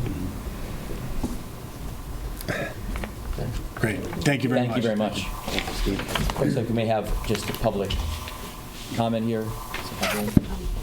I just thought it might be helpful if, when the board considers this, it talks to Paul Travis and the Planning Commission, which has just been studying that very problem for the parking that's planned out here.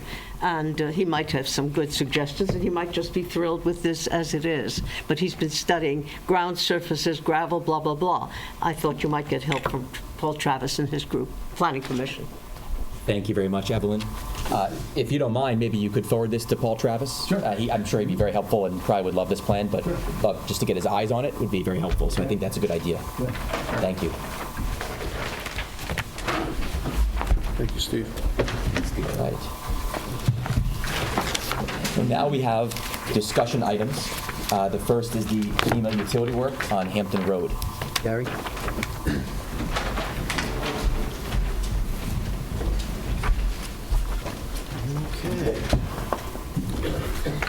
So the FEMA work we're talking about on Hampton Road will be from Main Street to Elm Street. The area of concern is on the south side of Hampton Road from Main Street to Pine Street. FEMA came in the last couple of years and has done pole replacement and conductor replacement around the village. This is basically strengthening the electrical grid. There are larger wires, there are more well-insulated wires, so if we get hurricanes or other big storms, our grid is protected and we don't lose power. We were approached last year to complete the work around the village in the Hampton Road section. At that time, we had a lot of issues on Job's Lane with that work and other projects happening at the same time. The previous mayor and I said, no, at this point, we don't want to do that. Just skip that section. FEMA did not want to skip the section, so they came back to us and offered to do all the work at night. So right now, they would like to come in on September 30th, I believe is a Monday, come in from 10 p.m. at night to 6 a.m. And what they would be doing is taking all the existing poles, stringing new wires on them, changing all services to all the buildings there at the same time. And this would involve blocking off all the parking on the south side of the street and just moving the lane over so two-way traffic would be maintained. But for safety's sake, it would just be adjusted northward at night. In the morning, everything would return to normal. The stripes would be where they always are. Parking would all be accessible. And they're saying about 3 to 4 weeks to complete the project. Okay. One other thing was they will notify everybody by mail on that street, all those businesses. They will also walk door to door, speak to them, and I spoke to Mark Parrish about this. I think he even offered to do the same to let all the businesses know.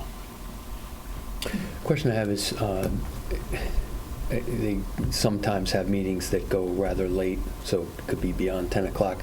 If there's a town board meeting, would people still be able to get in and out of that area? Two-way traffic will be maintained at all times. We'll only be losing the parking aisle on the south side. Thank you, Gary. I would like to ask the board to maybe volunteer and step up and go around to the businesses too. The last time it happened, it became a really, really, really bad situation. So I am going to be doing that. Walk around. Gary's going to print out some things, and I think it's really important for us to go out to the individual business and say, hey, look, this is going on, so there's no surprise. I'd be happy to do that, Okay. 100%. Happy to do that. Thank you. I already volunteered when you asked me last week. I think that's super important, actually, Yes, because communication, letting people know in advance, and then even potentially in even more detail to the business owners, this is their livelihood. So and that's a great idea. Thank you, Trustee You Parrish. should probably mention that they wanted to come in July, and that you pushed them. Yeah, actually, we were kind of surprised when we said no. We didn't think they were going to come back, but when they came back to offer the night work, all the better. One more follow-up on this. This would be all the electric, and then over the winter time, when all this is done, all the work is done, other utilities will be contacted to get off the other poles, and we hope to have, I think in that area, there's 3 poles that would have to get removed, and they said they can remove them by Memorial Day. And this just goes to Elm Street, right? Just goes to Elm Street. Do they need to continue on after that at another time? They're telling me this is the last section left in the village to be done. They're starting on Main and wrapping around and going to all the way to Pine? Correct. Thank you for saying no. First time. Okay. Thank you, Gary. Thank you, Gary. The next discussion item is dishwasher and the fire department. So that'll be me. Essentially, what has happened is that our fire department on Hampton Road hosts a number of events. So the Suffolk County Health Department has deemed that kitchen needs a commercial dishwasher in order for us to host types of events that's hosted there. So the fire department has gone out and appropriately received 3 quotes. What I'm bringing forth to the board is that they would like to use fire department capital reserves out of their facilities account. There is significant funding in that account, and what they're asking the board to do is allow them to purchase this commercial dishwasher that they are obligated to have if they're going to maintain the types of dinners and functions that they do host at that fire department. That's on Hampton Road. Do they have a dishwasher now? They have a dishwasher, but it's not... It's not a commercial grade. Not a commercial grade, It so what doesn't- essentially happened is that they would then either have to hire a dishwasher, put 3 sinks in, they'd have, sanitizer, blah, blah, blah, blah. So they'd have to do some sort of investment. To meet the Department of Health. Right. What happens to the old dishwasher? That's a good question. We will, that's a very good question, because they can't just walk out the door with it. So we will make sure that it will follow our disposal policy. We'll also check our other buildings and see if it's suitable anywhere else. We have other municipal buildings that have dishwashers. And if not, and we deem it to be excess, it'll be on a list of things that I think Gary just left. At our next meeting, we have a number of items that we've kind of had in storage that in our next meeting we're going to ask the board to allow us to auction off as well.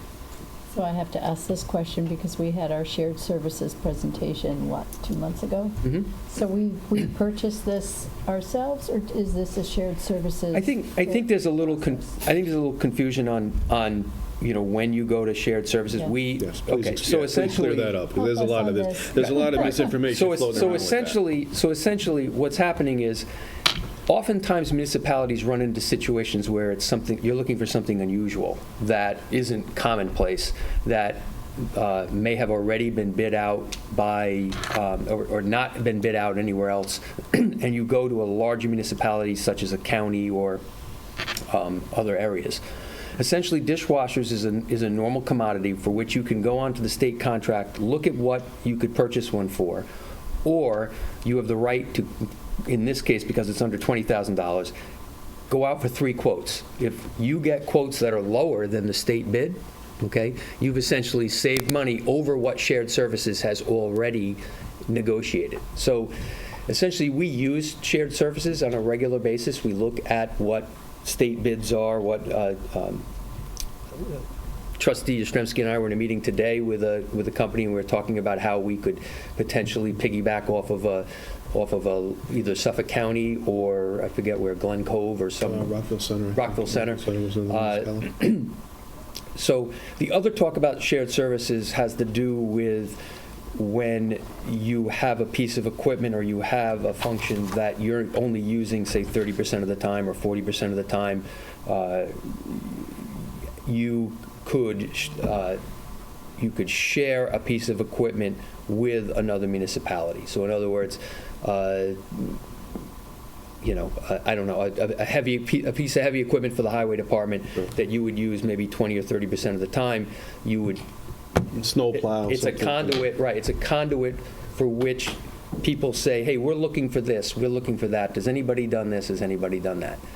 When it comes to straightforward purchasing, 99.9% of the time, local municipalities are buying things that have already been bid, shared services has already taken place, and we're getting the lowest price. So to answer your question, it's being done. I think a lot of people are thinking it's not being done when we go out to purchase. Right. Well, how about this? No. It's been done. It's been vetted. It's already in the system, and it's already, to answer your question, that has been going through the system. And it's Right. right. This It's a is a basic shared. This commodity. actually is a shared service because we went on and looked at state bid and saw what a Hobart, PS, first, chamber, HRF, what it is on a state contract, and then we went out to 3 local vendors and asked them to quote it. They're smart enough to know, to look at what the state is, and they usually come in lower. Yeah. That's how you kind of use the shared service to actually get a Right. lower price. No, they got 3 good bids, and they got a good lower price on it, so. Is that clear? Any questions or comments about that? If so, then I'd like to make a Right, so motion we'll to, entertain a resolution to purchase a Hobart dishwasher from DZ Food Equipment from Fire Department Capital Reserve Facilities account, the amount of $12,799, subject to permissive referendum. Is there a motion? moved. Second? Second. Trustee Yastrzemski. Aye. Trustee Allen. Aye. Mayor Warren. Aye. Trustee Parrish. Aye. Trustee Calero. Aye. Thank you, everybody. Fire Department, thanks. Okay, yes, thank you. We now have a public hearing, local law, vacant buildings and storefronts. So I now make a motion to open the public hearing. For a second? Second. All in favor? Aye. So I'm going to talk about this a bit because I was able to work with Attorney Bruin over here about a month ago, and he did a lot of homework looking at different municipalities around the area, country, and trying to get some framework. So I just want to speak a little bit about the way that this is operating. This board is looking for input on a proposed local law for vacant storefronts. This is specifically addressing storefront windows and how we can work with landlords and businesses owners to make them more aesthetically pleasing when either vacant or closed for the season. This is a topic that has been adopted by other communities, shopping districts across the country. This is not a new discussion. Since we have seen increasing vacant stores over the last few years, community members have been mentioning this a lot. It is not a tax. More similar to a code violation that could result in a fine. Residents and community members have expressed concerns about the look and feel of the village when storefront windows are empty and dark. I believe this could bring positive attention to our business district and help get us back on track. I propose to keep this open for input from the public. And I do have some feedback that I found very interesting already. So there are some types that are murals that cover a large portion of a vacant window as long as there is enough room for potential tenants to peek in and see space, or leaving room for a window area to have, let's say, a building owner to have a tastefully done floor plan. A lot of places do now. I'll use Peter Millar, and Johnny does this. They do a nice mural on there. If you look at Bandier on 44 Main Street next to Le Charlot, they do something.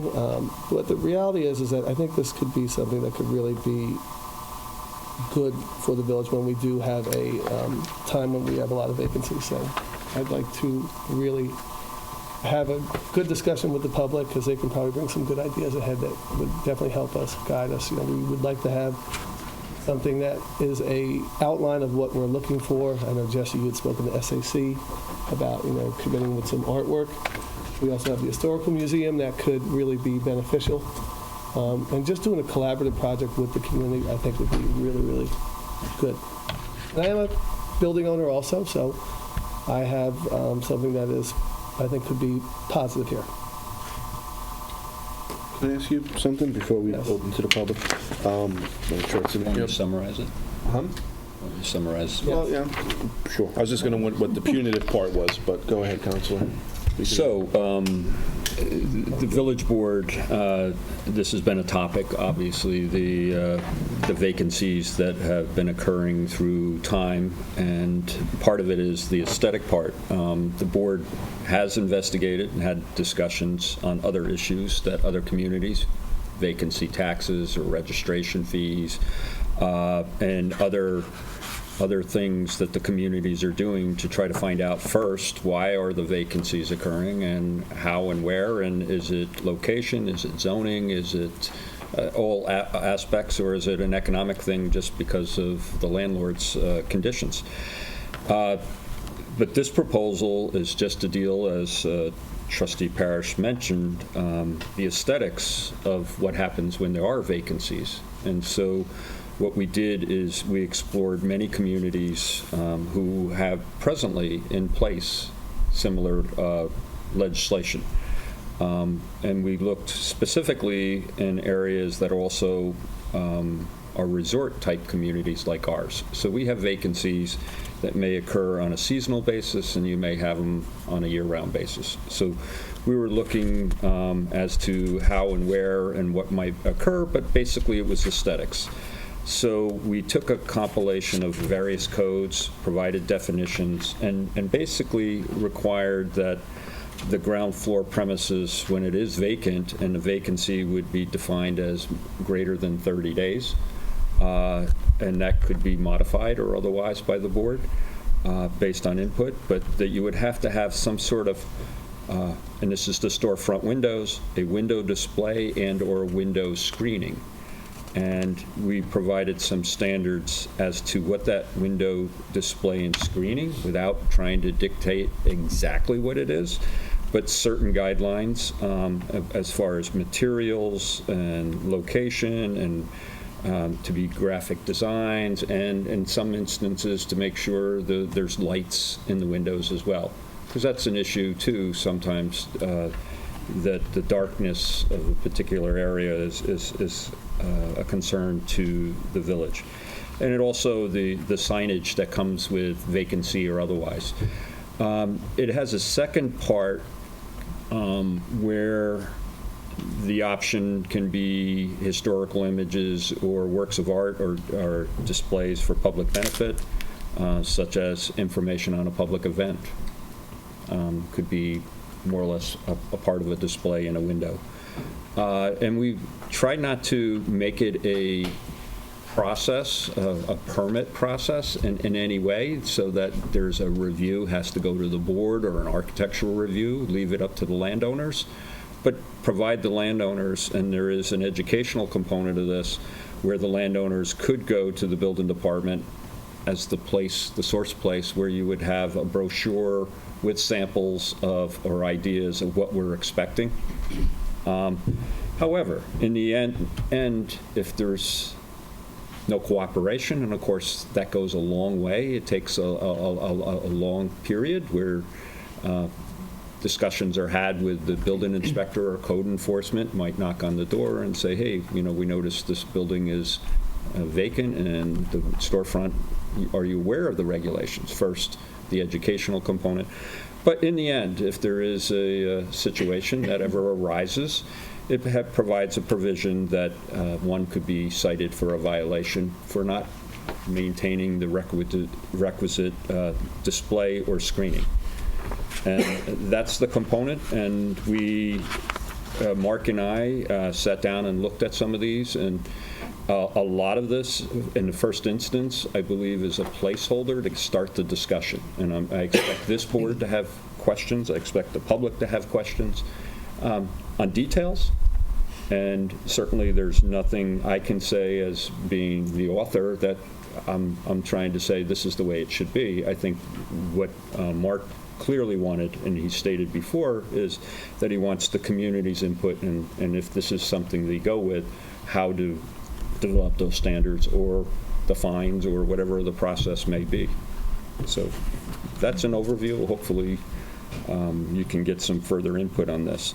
And I also think this is a stepping point. I know the board is going to be participating in a discussion tomorrow whereby there's other issues of how and where and how these vacancies are occurring and what other steps the community can take, whether it be private or public, to try to facilitate them being occupied. So it's a good first step to get it rolling. Does the board have any comments? No. let's get it rolling in front of the public and let's see what they say. All right, we can do that. I'd like to say one quick thing. As Trustee Parrish pointed out, this is not a tax. This is simply an addition to our village and our code. The entire goal of this is to avoid what we call a dark box. We don't want to walk in Southampton Village around Easter time and find that the entire Job's Lane are dark boxes. That just creates an environment that does not create vibrancy, it does not attract visitors, and so that's the goal. And as we pointed out, we again want to engage our community. We want to get as much comment as possible. Perhaps tomorrow at the Southampton Presses Forum, there'll be another opportunity to gauge some public comment. So that's really the key thing here. Just think about that dark box, something we want to avoid, and make our village a bit more aesthetically pleasing and a bit more beautiful than it already is. So with that being said, if there is any other public comment, we'd love to hear it. Regina, thank you. Get us started.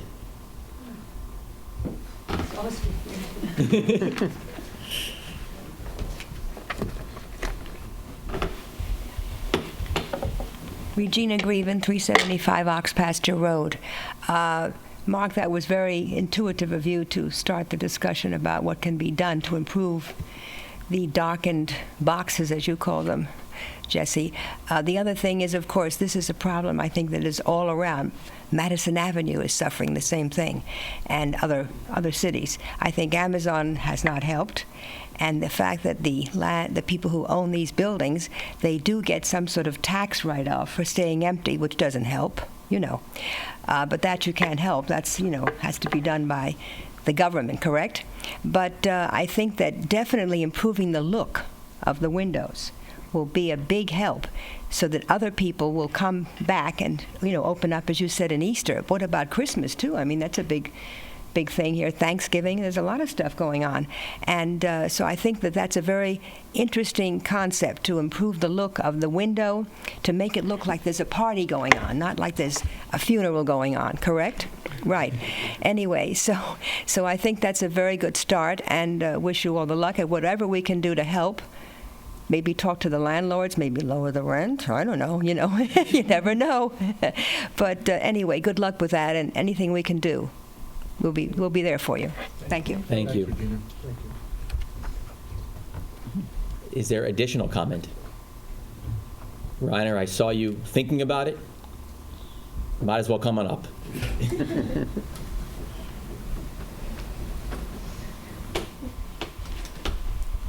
Reiner Grieven. I'm the husband of the former speaker. Very, very quickly, I keep hearing that the public is somehow getting involved, and that the public is being asked and the public is responding. I worry about when I hear that, how is the public really getting involved? So I would suggest that you folks maybe have some sort of a game plan on how to get the public involved. I mean, we don't see too many of the public here tonight. The public needs to know what the issue is. The issue, I think, is serious, because we're not just talking about the empty storefronts. We're talking about that fountain area. We're talking about a lot of ancillary related issues.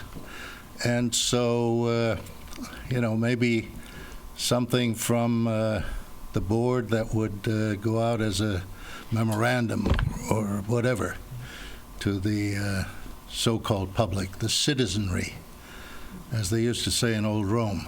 Thank you. Thank you. Thank you. That's what we just did by announcing public hearing, and gentlemen from here in the press will make sure the public is aware, hopefully. And the draft law sits on our website. One thing I think we might want to add or consider to this legislation, just to put it out there, as maybe two options that you maybe don't have to come in front of the ARB, and you could automatically do. The first option is to use as some type of a decal is our new Southampton logo, with which Julie Fitzgerald helped design. And we have that village logo on the back door, and underneath it, it's white. It's got some nice color, and underneath it says "Eat and Shop Local." and that could be a pre-approved design, no A or B needed. And so we could also help the businesses facilitate that. And then secondly, something that we had addressed earlier, which we hope would come to fruition voluntarily, was artwork from the Southampton Art Center. But there's other options as well. Trustee Parrish pointed out the Southampton History Museum, as well as artwork from the Southampton Artists Association and Danielle Leaf. So maybe it could be one person or one organization could be the point organization on this, so that would be the leader there. But we want to make this as easy as possible and as seamless as possible. So having some pre-approved options would be a good start. And then, of course, we would want to encourage any merchant who just does Memorial Day through Labor Day. We do have some merchants that do a nice job. You pointed out a few options. You could add Intermix, Alice and Olivia on Main Street. They do that, the wrap in front of their window. That's the minimum that we're obviously looking for. We think that's a great option, and that's all we're looking for. Nothing more than that. Just to keep our village, looking the right way. So that's all I wanted to add as far as some pre-approved options. And then also we discussed penalties. Some more specifics could be important. There's a dollar amount here, but is that per day, per month, per week? I would also want to point out that the goal is not to provide penalty, just simply to positive encouragement to our merchants and landlords. We have mostly really nice, benevolent, community-minded landlords here. There's just a few that will need that extra push from the building department. Okay. Maybe we'll do Trustee Polaro and then Lane. Just one other, just on the pre-approved. Mary Godfrey has all of the old Morris Studio photographs of Southampton from previous years, and that should probably be on the pre-approved. They can do those on large scale, so I'd like to add that to the pre-approved list. Okay, thank you. And I just had 2 questions. Oh. Let's go Lane, and then we can do Trustee Allen. Hi, Lane Brett Schneider, Lewis Street. I think it's a great idea. I don't see any negatives to this. And you can do anything such as what you just mentioned, photographs. You just have to encourage these landlords to cooperate with us and make it a positive thing. You can get the kids from one of the classes at school to do some artwork and put their artwork in the window. Just brighten up the windows so there's some action, the village comes alive, and that's what we want to do. And I think this is a good direction to go. I don't see any negatives to any of this, and I don't worry about what the public is going to do or not going to do. It has to be positive. Thank you. Thank you. Lane, you have some really interesting artwork, too. Excuse me? You have some very interesting artwork yourself, right? Yeah, I could supply anybody with as much artwork as they want for their windows. Yeah, I appreciate that. I've got a garage full. Yes, you do. No charge. Sadly, I've seen some of that artwork, and I said at least half will not be on the pre-approved. Okay, any additional public comment? I had a comment. Okay, that's right. Sorry about that. No worries. So I may have missed it, but a couple of the retailers who also thought it was a very good idea did say that they would like to add a very tasteful floor plan or blueprint of the space. And I don't know what our thinking is about that in a small section somewhere in the front. Because the point is they're trying to lease the space. So if it's covered, how does somebody see inside? So not that we have the answers, but that's feedback that we did get. And the other one is the one we discussed. Maybe it would be nice to have a rendering or two for the public to see.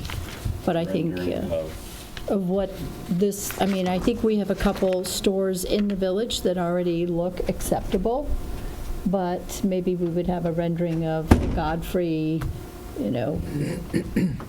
some piece of other, what we're recommending, so people can actually see what it looks like. I think that one of the things that Wayne and I talked about is developing a brochure that someone can go and grab and just say, okay, these are the things that we have examples of that are something that would be definitely positive for the village storefronts. So that's what we have to tell them. That's why we want to do some public comment, because there are probably people out there that really probably have a good eye for what could be, could work well, rather than me. One of the things I think is important is a lot of people, don't want to come to a meeting that if we leave this open, public comment doesn't necessarily mean they have to stand here. So they should address it, attention to village clerk. I distribute it to the rest of the board. It's officially to them. So I think that's important to remind people that public comment doesn't always have to be right in front of the letter, email, whatever. Right. My only suggestion is that Mr. Greven had mentioned it, is that maybe you do an additional effort, since this is the business community, maybe do some sort of mailing and try to solicit comments, or even to some of the real estate brokers or the leasing agents for some of these properties, and at least reach out in that way. And it might be another way to reach out to them and ask the other questions that you might want input on. I think that's a good idea, and I think, Russell, we should reach out to the Chamber of Commerce. Obviously, we're going to keep this open. Hopefully, they can send an email out to all their members. We could reach out, as Wayne said, to the real estate brokerage community, even not just our local brokers in our office, but there's plenty of leasing agents in New York that might have clients out here. So, the Town and Countries of the world, Ripco's, all those brokerage firms, might be important to reach out to them just so they can pass that along too, if they have any clients here. So, with that said, I think we should make a motion to adjourn. We'll just keep it open, and we want to get as much input as possible from the community. So I can. Question is, which meeting? Do you want to adjourn it to the 24th? Do you think that we'll have some comments and dialogue, keep that conversation going for the next meeting, or do you want, is that too soon? I think it's too soon. I'd like to. I don't know, I feel like people want to move on this. Well, I mean, it doesn't mean you have to close it. We don't have to close it. Yeah, You don't have to close it we're that just meeting either. allowing. You can say 2 meetings from now and then close it. Yeah. Well, no, actually. No, you can't do that. No, you can't do that. So you could Push it to the next push it to the next meeting. We need to have it more, we need to have more public comment. Without a doubt. More It public invites more comment, public comment, I think. And if we get too much. It does keep it rolling. Yeah. Okay. So I heard a motion from the mayor to adjourn this public hearing until the September 24th meeting, 6 o'clock prevailing time. Second. All in favor? Aye. Trustee Blair, was there something you wanted to add? Okay. All right, great. Okay, so we have some communications to the board. The first is from the Southampton Town Trustees, parking at Dune Church. So the Southampton Town Trustees passed I guess they can pass a law, Wayne? Resolution. A resolution hereby allowing parking at the trustee parking facility at Lake Agawam on Sundays between the hours of 10:30 a.m. and 12:30 p.m. without purchasing a permit from the Board of Trustees. So essentially, they are just notifying us, and they're going to put the appropriate signage up. We certainly will let our police department and code enforcement officers be aware of this change. If there's any action necessary, correctly? Well, it's interesting because this has been an evolution. All deals with Lake Agawam. So this area was formerly part of the lake, and then the dredging that took place in the 70s. This was the dredge spoil area, and because it was town trustee bottom, they owned it. And then when it was allowed to be filled, they still owned it. And thus, they own this, and for a long time, that was a village permit parking area that was solely administered by the village. We issued the parking passes and the resources and everything. And then in around 2007, 2008, the trustees came to the village and said, we'd rather administer the permits. So now if you want a parking in that area, you actually go to the town trustees to get your pass. However, the town trustees, not having an enforcement arm at their disposal, requested cooperation by the village, which is recognized in our Chapter 86 permit parking. And thus, Chapter 86 actually states, during the period from May 15th through September 15th of each year, no person shall park or stand or any motor vehicle in or upon the Lake Agawam parking, which is defined as that area, unless there shall be displayed on said motor vehicle a valid parking permit issued by the town trustees. So the problem is our statute, our police department has to enforce our statute on the face of it. So at some point, if we want to, if this is what the town trustees, which is really their parking area, we need to amend our code so that the police department is properly notified. So if that's the case, clearly there's not an issue now, because it's after September 15th and it's not a parking issue. So we can prepare some legislation to modify that section if that's what the board's inclined to do, to follow what the trustees are trying to do. And it's primarily an exception, so they, if you're going to the Dune Church for services, you're allowed to park there. And it's only 10:30 to 12:30 on a Sunday morning. We will have to take that into account for this coming Sunday, right? Well, the 15th? I think the police department will take that into account, but I think for future reference, I think it's better that there we should have be the code so that they can enforce the code on its face. Agree 100%. And I think we shouldn't have to worry this Sunday. There'll be plenty of parking. I do know that there are a lot of Sundays past where there has not been parking for church. I don't know if this helps or hurts, though, because it then becomes free parking. For 2 hours. That's the one thing I admit, yeah. Well, that's not hard to say, but trying to figure out what this resolves. That's up to the town. Well, that's their, That's their prerogative. That's what I'm saying. I'm not quite sure what it resolves, but. So in order to change that, Wayne, at some point, we'd have to have a public hearing. We'd have to have a public hearing Yes. to do that. So if you're inclined, next meeting I'll have a proposal. You'll schedule a public hearing on it, And a signage, I see here is their responsibility to put the signage. I guess that's another question. What cooperation do we have? Doesn't it say right here? I'm not aware of any Bay Constables intermunicipal agreement. direct, entertain, and install signage publicly posted. So they're taking responsibility for that. That's what they're saying, yeah. Good. Wayne, when they reference Board of Trustees in 1, 2, 3, 4, paragraph 4, they're referencing To themselves. to themselves. Okay. Yeah, the entire resolution is about them and not us. Very good. So that'd be a good step forward. Strange question, Wayne. Would it be too vague for us to pass a local law that essentially says that we enforce the town of Southampton trustees, blah, blah, blah, blah, blah? So that every time they change some rule, we don't have to change ours? Well, in the amendment, if that's what you want, we can put it that way so that if the trustees direct otherwise by resolution, that it will already be in place, and therefore the police would be notified. But the only issue is, again, making sure there's proper signage, because parking can't be enforced without the signage. That's our issue. And can we enforce something even if our code still says it doesn't exclude Sundays? Right now, it doesn't exclude Sundays. But can we? So the police should be out there on Sunday morning, but in light of the town trustees' request, I think the chief and the village understand that this Sunday. But would that stand in court? If I got a ticket and I parked there on Sunday? It would definitely create an issue. The judge is going to say beyond a reasonable doubt. On one hand, I have a trustee resolution for the trustee parking, and then you have there's a conflict here, and I shouldn't be the bearer of that problem. But it's their jurisdiction, right? No, it's their property. It's their property.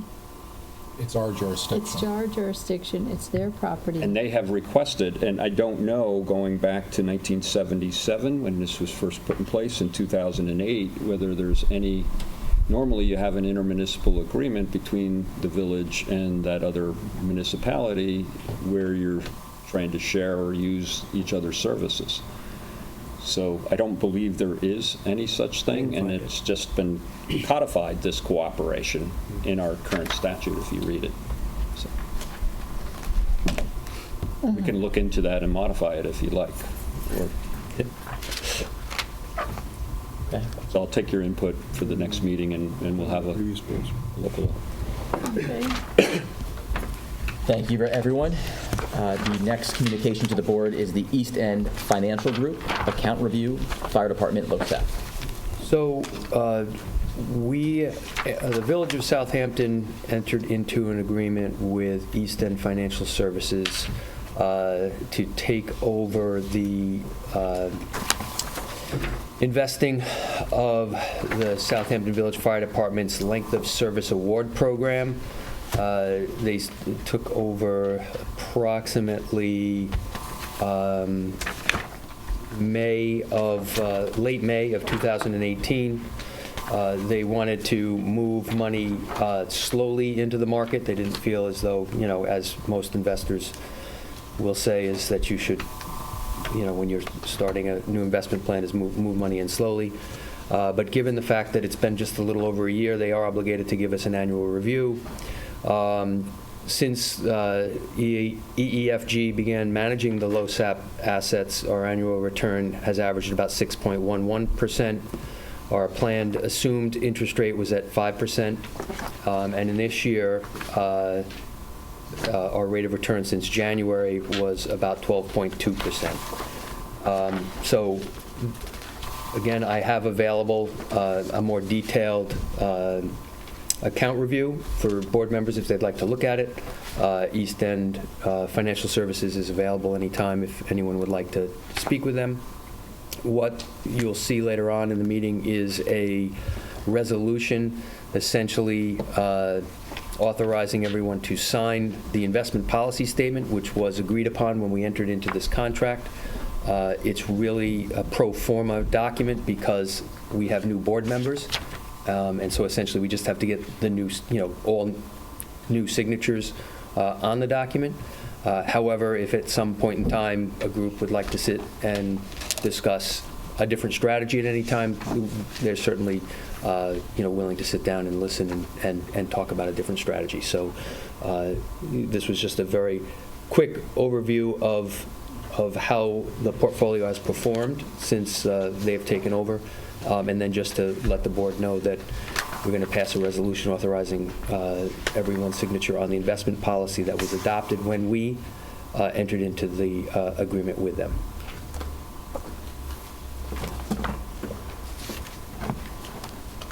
Do you know how they've performed against the evaluation benchmark?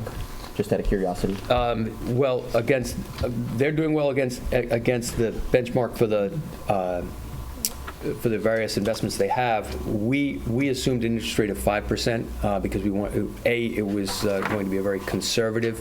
We were a little short in the account when we did the evaluation. That's one of the reasons why I wasn't here at the time, but Trustee Yastrzemski can talk a little bit about part of the reason we moved to another investment agency.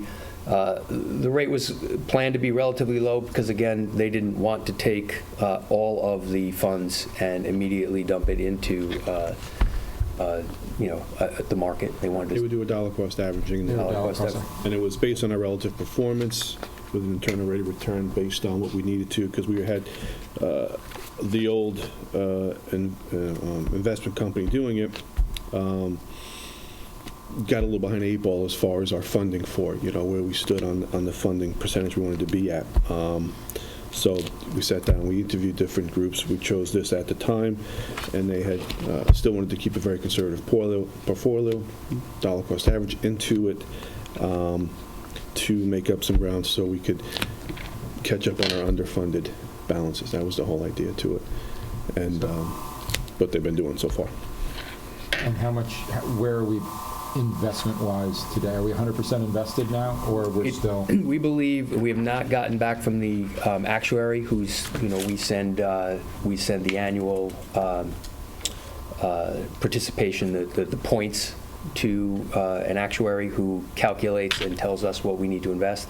Okay. What we budgeted this year, we believe, is going to be about 20%, 25% higher than what the minimum we'd need to put in, and that should put us at a point where we are 100% funded, so we'd be in good shape.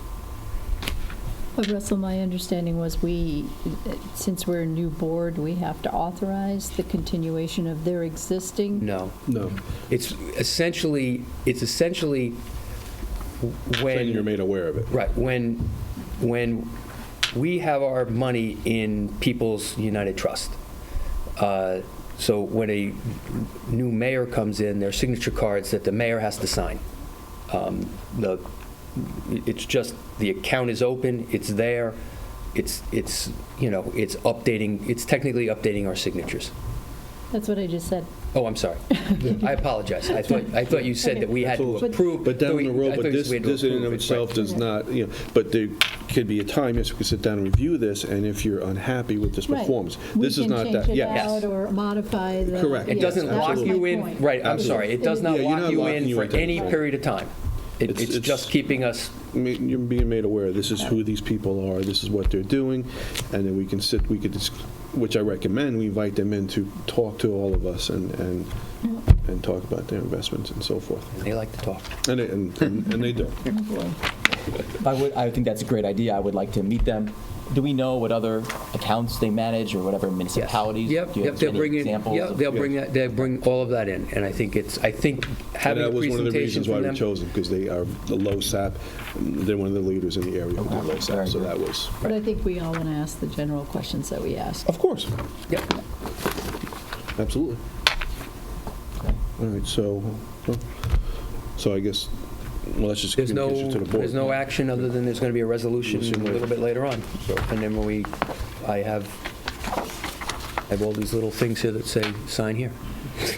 Okay. There we go. Thank you, Russell. And the last communication to the board, number 3, John McGuire, a letter of appreciation.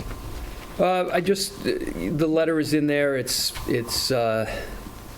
pretty self-explanatory, but I do want to highlight a couple of things. First of all, I think Mr. McGuire should get some recognition because he's a gentleman who's been in the community for a very long time and a very nice benefactor who's given made a lot of donations. He is the person who, and although he agrees they're getting a little old and long in the tooth, he donated the willow trees along Pond Lane. Oh. He's donated a lot of landscaping, and he came in and he was upset because we were obligated to cut back some of the plantings that he had put in along Oak Street, which is the street, I think it connects Cameron to Meeting House.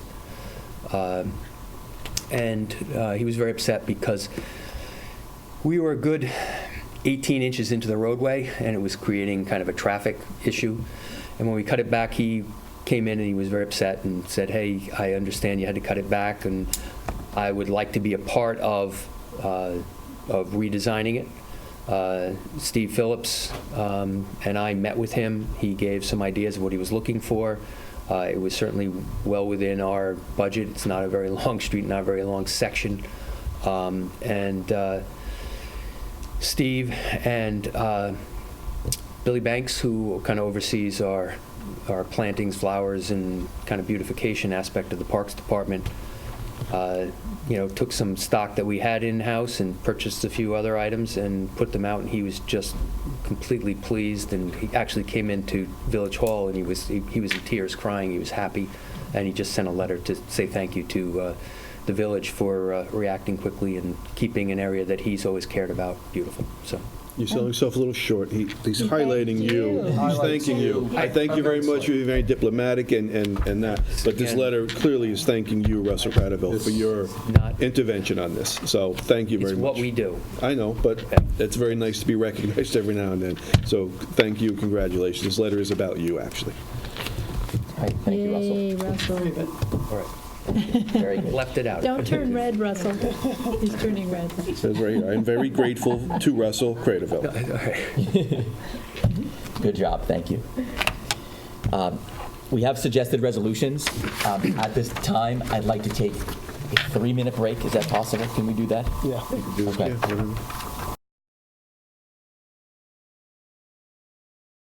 You ready, Charlie? All right, Charlie, we're back on. Thank you.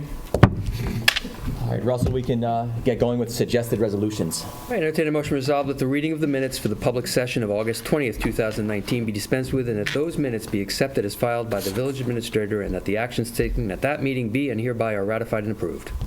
So moved. I'm cool. Andrew got it. Second. Second. All in favor? Aye. Resolved that the claims for the warrants dated September 12, 2019, totaling $479,989.04, warrant number 7, General Fund, and $34,856.81, warrant number 4, Capital Reserve Fund, and the village payrolls for the period from August 16, 2019 to August 29, 2019 be audited and approved. Second. Second. Going to back where it says resolutions, we'll go over the invoices over $1,000. Buzz Chew Chevrolet Olds, $3,888.51. That's body repair for a village vehicle, which is insurance reimbursable. Carlin Jacks Inc., $1,131.59. That's employee clothing allowance and uniform expense. Carrier Corporation, $1,655. That's HVAC contracts for the firehouses. Cast Productions, $2,005. That's our videographer. CC Electronics and Installations, $6,847.50. That's command cabinet and Garmin dash cams for fire department vehicles. Cintas First Aid and Safety, $1,473.86. First aid and safety supplies for village-wide. Coastal Fire Systems, Inc., $2,214. That's Scott firefighting masks. Scott brand firefighting masks. Comp Alliance New York State Assessment Account, $32,479.46. That's the New York State Workers' Compensation assessments. Essentially, that's part of the fees that we pay into the state to run workers' compensation. Creative Visual Systems, $3,235. Repairs to the village sign-making unit. CSEA Inc., $32,679.68. Dental and vision premium for the month of September. Thomas Cummings, $1,123.80. That's contractual training reimbursement. Delalio SFA. There is a correction to that in the official warrant. It will actually just say SFA, South Fork Asphalt. $173,175. That's the Railroad Plaza drainage, which is reimbursable by CPF grant. DF Electric Inc., $1,300. That's electric work at SCC for the new AV system, also reimbursable by a state grant. Celia Domenech, $1,050. Interpreter services for the Justice Court. East End hose testing, $9,325.81. That's annual hose test for over 32,000 foot of fire hose. Eileen M. Toohey, $1,050. Auditing services for the month of August. Federal Eastern International, $12,000. That's tactical body armor for the police department. First Presbyterian Church, $3,000. Parking lease. Fowler's Garden Center, Inc., $1,785.20. That's seed, flowers, and plants for the Parks Department. Galls, LLC, $3,125.22. Police Department uniforms. Global Montello Group, $5,910.16. That's for diesel fuel. Granger, $1,889.01. Various supplies and materials for all village departments. Hammer Medical EMS Depot, $1,224.95. Supplies for the ambulance. Hampton's Carpet One, $9,436.55. That's removal of carpet and installation of vinyl floor for the SCC and Vets basement that was due to spring flooding from Lake Agawam. Herrick Hardware, $1,652.29. Supplies and materials for all departments. Sorry, Russ, you had a question? Sorry, was the Hampton carpet flood insured? Did that get covered? Unfortunately, only a portion of it was. Okay. Yeah. We do not have a flood policy for groundwater coming up. That's a hard policy to get. Although I am trying to get some more pricing on it. But hopefully the new flooring is a little more compatible if it were to happen again. Way to get. Yes. Thank you. Okay. Hildreth's, $1,758. That's for memorial benches. Island Tech Services, $18,828. That's annual service contracts for the fire department information technology. Johnson Electrical Construction Corp., $1,420. That's traffic signals. Donna Kreinborg, $1,000. That's medical reimbursement. Liberty Iron Works, $1,619.62. That's fabrication work for highway department vehicles. McKesson Medical Surgical, $1,676.15. That's medications for the ambulance. Messiano Consulting, $2,720. That's grant writing and coordination of grants. Morgan Auto Supply, $2,526.68. That's various auto supplies. Mutt Mitt, $1,104.35. A replacement of mitts in our Mutt Mitt dispensers throughout the village. Nelson Pope and Voorhees, $6,825. Consulting services to various village boards. Norsec and Son, $8,706.50. That's municipal waste. Office of the State Comptroller, $10,394. That's the state portion of fines collected at Justice Court. Onsolve Intermediate Holding Company, $1,500. That's code red system for the police department. Optimum, $1,802.19. That's cable and internet for village departments. Ula Parka, $1,321.19. That's a refund of a tax overpayment. Professional Estate Care, $1,000. That's tick treatment for Agawam Park. PSEG, Long Island Collection Services, $16,564.07. Village Utilities. Rico's Clothing, $4,583.10. Fire Department uniforms. Ronco, $2,577.68. That's for cleaning supplies. Jolie Grace Sanchez, $1,040. Minutes for administrative boards. Sound Actuarial Consulting, $8,500. That's the GASB 75 reporting as required by federal and state standards, and it was approved. They were approved by a resolution of this village board. Southampton Excavation and Development, $3,024. Stumps and brush disposal. Southampton Fire Department, $1,278.25. That's reimbursement to the fire department for purchase of a mannequin. Sprague Operating, $13,006.30. That's gas for the village fleet. Squires and Pearson, $1,600. That's pump out for the septic at Cooper's Beach. Suburban Auto Service, Inc., $1,371.70. That's repairs to a police vehicle. Suffolk County Water Authority, $5,523.80. That's water for village facilities. Town of Southampton, $1,971.40. That's for yard waste disposal. Vehicle Tracking Solutions, $1,271.47. That's GPS for the village fleet. Veritex New York Reporting, $3,410.55. That's legal transcripts for a court case. Verizon, $3,992.49. Telephone services for village-wide. Verizon Wireless, $2,504.97. Cell expenses village-wide. WB Mason Incorporated, $1,441.92. Office supplies village-wide. James White, $1,000 medical reimbursement. Capital expenditures. High Tech Fire and Safety, Inc., $8,594.85. Safety training equipment for the fire department. Motorola Solutions, Inc., $6,730. That's portable radios for the police department. SCC Construction Management Group, $18,500. That's construction management fees for the ambulance barn for the month of August. If there are no other questions? I have a quick question. Yes.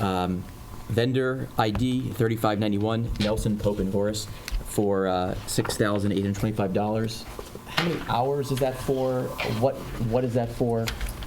And then do you know how the total annual bill? I don't have the total annual bill handy. I can certainly, since it was asked on the record, I can get that and answer it for you on the record.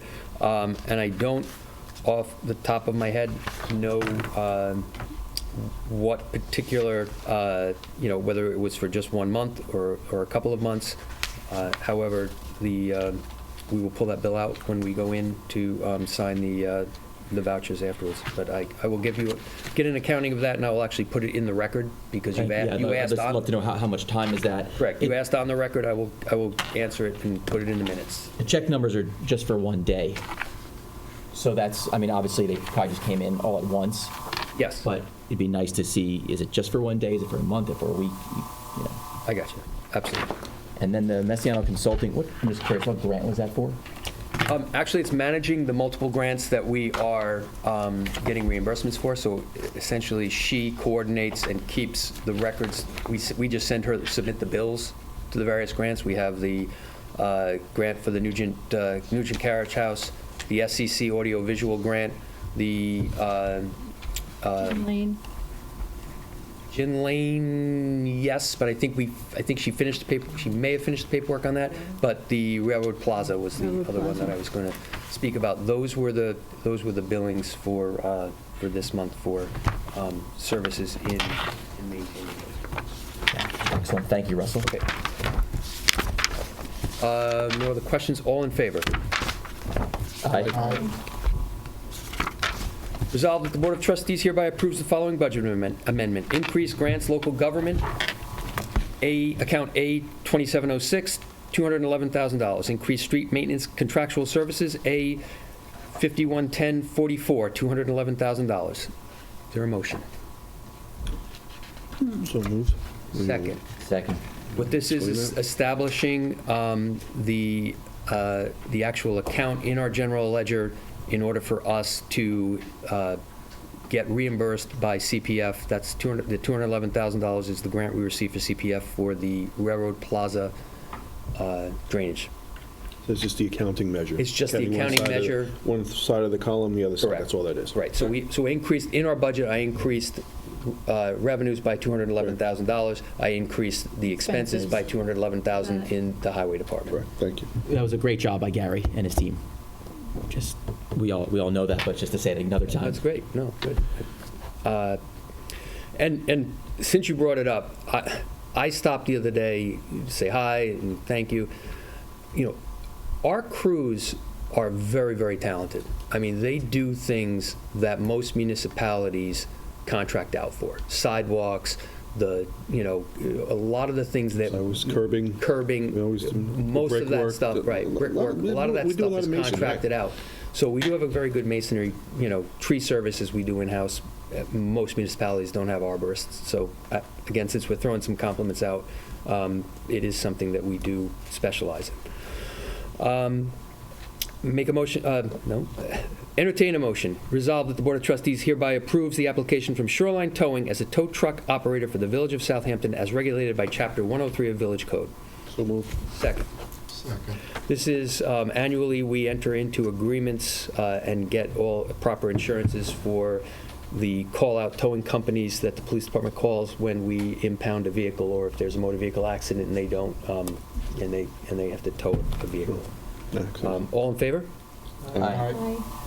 Entertain a motion resolved that the Board of Trustees hereby approves the application from Corwith Auto Body as a tow truck operator for the Village of Southampton as regulated by Chapter 103 of Village Code. So moved. Second? Second. All in favor? Aye. Entertain a motion resolved that the Board of Trustees hereby approve the renewal of a dental policy with Shelter Point Life Dental Plan effective August 1, 2019. Who has that? Hmm? Oh, So ours moved. was different. All right. Oh, it's part of the... No, go ahead. Do a so moved in a second. We'll talk. Second? Second. Okay. Do you have a question? I was just at the dentist today, and I don't remember on my card it's saying You have Shelter Point. CSEA. That's right. Probably, yes. So there was a period of time where the village had multiple carriers for health. There was a second option. For dental and vision, there were some second options. So there are some long-term employees that are contractually covered by a plan. They're not really costing us any more. It's just a little bit of an administrative issue. But there's, approximately a dozen people who have Shelter Point Dental. Just don't remember seeing it. That's Because that would be, like, say, a lot the of other thing that I'm doing, retired- you will see our renewal contracts being passed by board resolution. I feel more comfortable, unless council feels otherwise, that we get authorization to sign these contracts as opposed to them just coming in and saying, yeah, let's do it again, even though we're kind of obligated to do so contractually. So unless council informs me otherwise. Good practice. No, We I like think it's it. good practice. Okay. So it will be, that's why you didn't see it before? Yep. It used to just get signed? Got it. Very good. Good job. Russell? Entertain a motion resolved that the Board of Trustees hereby approves the renewal of a postage meter, state and local lease, 48-month with Pitney Bowes, effective October 1, 2019. So moved. Second? All in favor? Aye. Aye. Okay, again, this is Sign up on something that one that, either, huh? yeah. Again, this is something that was bid out statewide. It's a state contract. a way that we use shared services. Entertain a motion resolved that the Board of Trustees hereby approves the renewal of a 60-month lease with Avaya Financial Services for a telephone system with Global Telecom. So moved. Is there a second? Second. So essentially, we are going to have an upgrade in the system with new phones and some additional lines added to the second floor at a monthly reduction in our cost. So the cost of telephone equipment has actually gone down since the last time we had an agreement. So we're actually getting better services, more lines for less money. Entertain a motion resolved that the Board of Trustees hereby authorizes the village administrator to advertise bids to operate the concession at Cooper's Beach. So moved. Second? Second. Discussion. I believe the Board of Trustees, in some discussions that we've had individually and I guess in small groups, have thought that it might be a good idea for us to go out in the fall, put out a more comprehensive bid that would take into consideration some various options. Certainly we could, the board could entertain another one-year agreement. We could look at a longer-term agreement. We could look at potentially other types of sales that in the future the board might want public comment on or entertain. So it was believed that the sooner we went out on this, the more information we could gather and have we wouldn't be as rushed as when we generally go out in March or April to try to find a vendor. So that was the thought behind this. So no other questions. All in favor? Aye. Entertain a motion resolved that the Board of Trustees hereby accepts the investment policy of East End Financial Group for the Southampton Village Fire Department, LoSAP. So moved. Second. All in favor? Aye. Okay. We can now move forward with comments from the board. So to start us off, Trustee Yastrzemski. Good stuff discussed tonight. Got a lot done. Some public hearings. A dishwasher. Good stuff. I do want to commend us actually on going forward on the Pirates concert because, and I understand the woman that spoke earlier, her passion and her anger, and that of Brenda's, because as she said, I wasn't in the meetings that went after. That was usually the privilege of the mayor. Just down in those meetings she talked to. So that was the mayor before and the two mayors ago. So while I was in board meetings, I wasn't in the closed door meetings, as she stated, and that was true. But unfortunately, this is, we need to find out the history of this, because this was so many things that went wrong with CPF involvement. It's a very unfortunate that it's taken the path it has and how long it's taken to get, but there were many factors that happened, and a lot of it wasn't even people from this board. There were many things that unfortunately derailed this along the way. But I do want to point out the one positive thing of the last derailment, and that kind of sounds oxymoronic, was the person that, the contractor that was awarded the bid, not by us, but he came to us, and it was declined. And that group subsequently is now run into some legal issues. And it was because this board at the time did identify that it was something wrong with that bid. So I understand the frustration that was just about to go, was the lowest bid, lowest reasonable bid, but the board at the time didn't think it was a reasonable bid, and that was a delay. But that was a good thing, because again, that same contractor was involved with the project on North Sea Road, and there is now some legal issues with that contractor. So extremely unfortunate, but there actually have been some, that was something that legally that was found because of how we got involved with it. So I know that's a good thing, but it's not a good thing because another delay.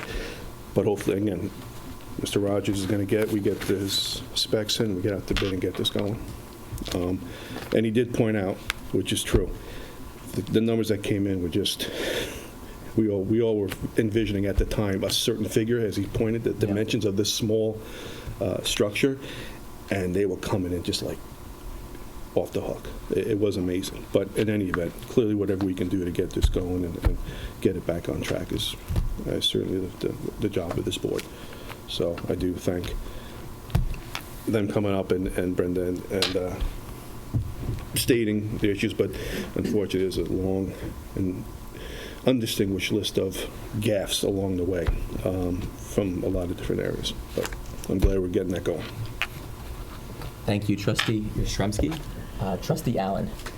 I guess my only add-on comment to that is if there's anything we're working on that other people should be involved in, if they could tell us, because I don't think any of us knew this, and nobody would want to ever do this. Yeah, that's what I was trying to. I looked a little stunned. I wasn't quite sure what she was angry at. That's why I was a little. What's going on here? 12 years or however long it's been, it's an understandable anger. No, but absolutely. we certainly want to do the right thing. I just wanted to make two small mentions, which is the Southampton Artists Association had a very nice exhibit, which we attended, and they consist of 140 local painters, photographers, sculptors, and multimedia artists, and their artwork will continue to be on display at the Southampton Cultural Center. That was just decided recently. I didn't know if you had that. And then some of their work is also hanging at the Rogers Memorial Library for the month of September. And I just wanted to say it was kind of a gem reception that we attended, and I wasn't that familiar with all of the nuances of it, but it's certainly lovely. And then again, the town just approved a car-free day on September 20th, which I think will be rather interesting. So I don't know if we're up to the challenge, but... Not a good day, right? Yes. What is? Can you explain that further? I just saw it on their website, and I saw a little press announcement, which I guess they're encouraging everybody to, be to use other public transportation or your feet or a bicycle or Take something the else. for commuter rail now. Okay. Drive to It's a work. Friday. It's a Friday? Yeah. It's Friday. All right, so break out your unicycle. Walk to the river, have a cocktail party, and Yeah. Dust off my bike. Well, they say if you just drive 10% less, it would take care of a lot of the carbon, so I think that was part of it. But anyway, that's all I have. Very good. Okay. Trustee Parrish. Thank you. I got a couple things to say. First and foremost, I want to thank all the village employees for keeping our village running really smoothly through the summer. It was a real busy summer, and I know a lot of the village employees worked really hard. We heard about the beach, the parks I got a lot of compliments on, the police department, the fire department, and all the other village employees really did a good job, so I appreciate that because it was a very active summer. If I can interrupt there, I think it's important to know it's posted on the door. I know that this won't air until probably after tomorrow, but you all should know that tomorrow Village Hall closes at 12 o'clock. It's the annual Village Administrators Thank You Luncheon to all of the staff for the summer. You certainly we're all welcome to stop in and say hello and thank them also, but lunch is on me. So. Did a couple fun things. Did a beach cleanup with the town at Cooper's Beach. Christine Scalera, that was fun to go down there. The beach was very clean already, but we did manage to pick up quite a few bags with the nice little wide range of participants. Summerfest was a lot of fun. It was a good event that brought a lot of people out. Sandcastle contest, as the mayor mentioned earlier, was a lot of fun. Good to get down to Cooper's on a big weekend like that. I got to attend a few functions with the fire department and the police, and that was nice to get to know some people and meet some, new officers as well as fire department members. So that was good. So thank you for those invites. And one of the big things we have coming up, which I've been involved in now for 3 years, Julie, this is my third year? I think so. Think so? Is Summerfest. Southampton Fest. That is September 20th to 22nd, so we cannot use cars that day. Cannot use cars. And look at the poster. That's right. So this is going to be a fun event. This year we are actually, yes, Charlie, would you mind? I don't know. We want to get as much participation as possible, so it's kind of counterintuitive. So to say. It'll be good for you, Rich, to be walking around. Also, Charlie, you'll see the new village logo. That's yes, right. there's our nice new village logo. Yeah. So this year we're doing something a little bit different. We are closing Job's Lane, and that's going to be one flow from the park all the way to Jobs, and we're going to have SAC, 25 Jones as a kid zone. We're going to have a lot of live music. We're going to have a great assortment of food vendors there, most of them from out in our area, which is even better. There's a Rotary kickoff party on Friday night with live music. That is sponsored by the Rotary, and so that's going to be a fun night. And we've just got a lot of things going on there. We've gotten a lot of participation through this year, and it's going to be something I think that all of our community is going to enjoy. So we want everybody to come out and have fun to be part of Southampton Village. Thank you. Thank you. Trustee Polaro. There isn't much left after. We got to make him go first. We got to start. I don't mind that. It's okay. Tuesday's meeting your first on. That's right. No, I mean, I will echo what Trustee Allen said about the Southampton Artists Association. That was a wonderful opening event on the Saturday night. Got to see some wonderful paintings, and glad that it's still going on, so that's great. The Sandcastle contest was fantastic. And I was happy to lose to Michael Parrish in the beach cleanup. He collected more trash than I did, so that was wonderful for him. Also, just thank everyone for coming out to the meetings and participating all summer long and into the fall.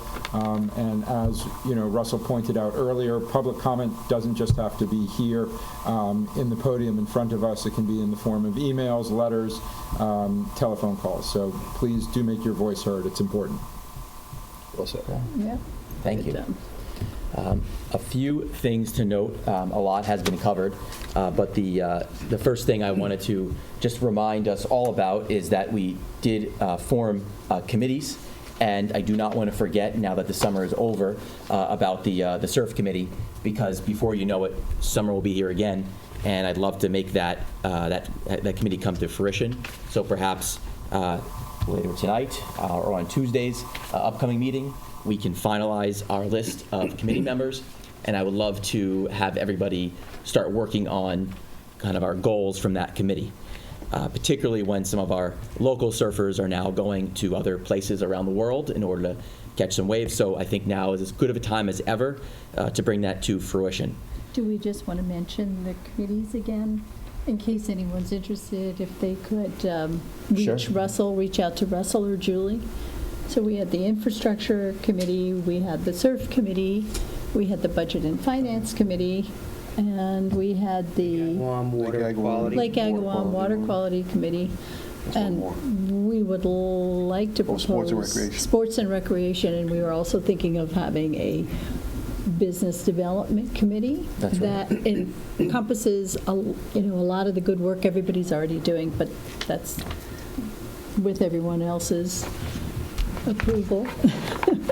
It's also a good platform for us to work with government entities. I know you met with EDC, and they like that because it's a group of individuals with whom they can partner with from the business world, the public world, and various organizations, and it allows us to get funding faster, supposedly.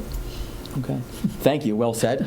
One quick thing I wanted to bring up, and I would love for this to be some upcoming legislation, but earlier this week, and last week as well, I happened to literally run past 455 Wickapog Road. And at that site, there was a home being demoed. Everything was done properly. Did good job to everybody there. But it didn't go without being noticed that there was a home being demolished. It was not a historical home. It had no historical significance, but it was a charming home. But the next day, I went by, and I noticed that almost all of the trees were then demolished. And that actually didn't really sit well. And so I looked into this a bit more and realized that actually the town of Southampton has some protocol and some code regarding this. And we then realized, thanks to Trustee Allen, that this was actually something that came before our board in November 2016, so almost 3 years ago.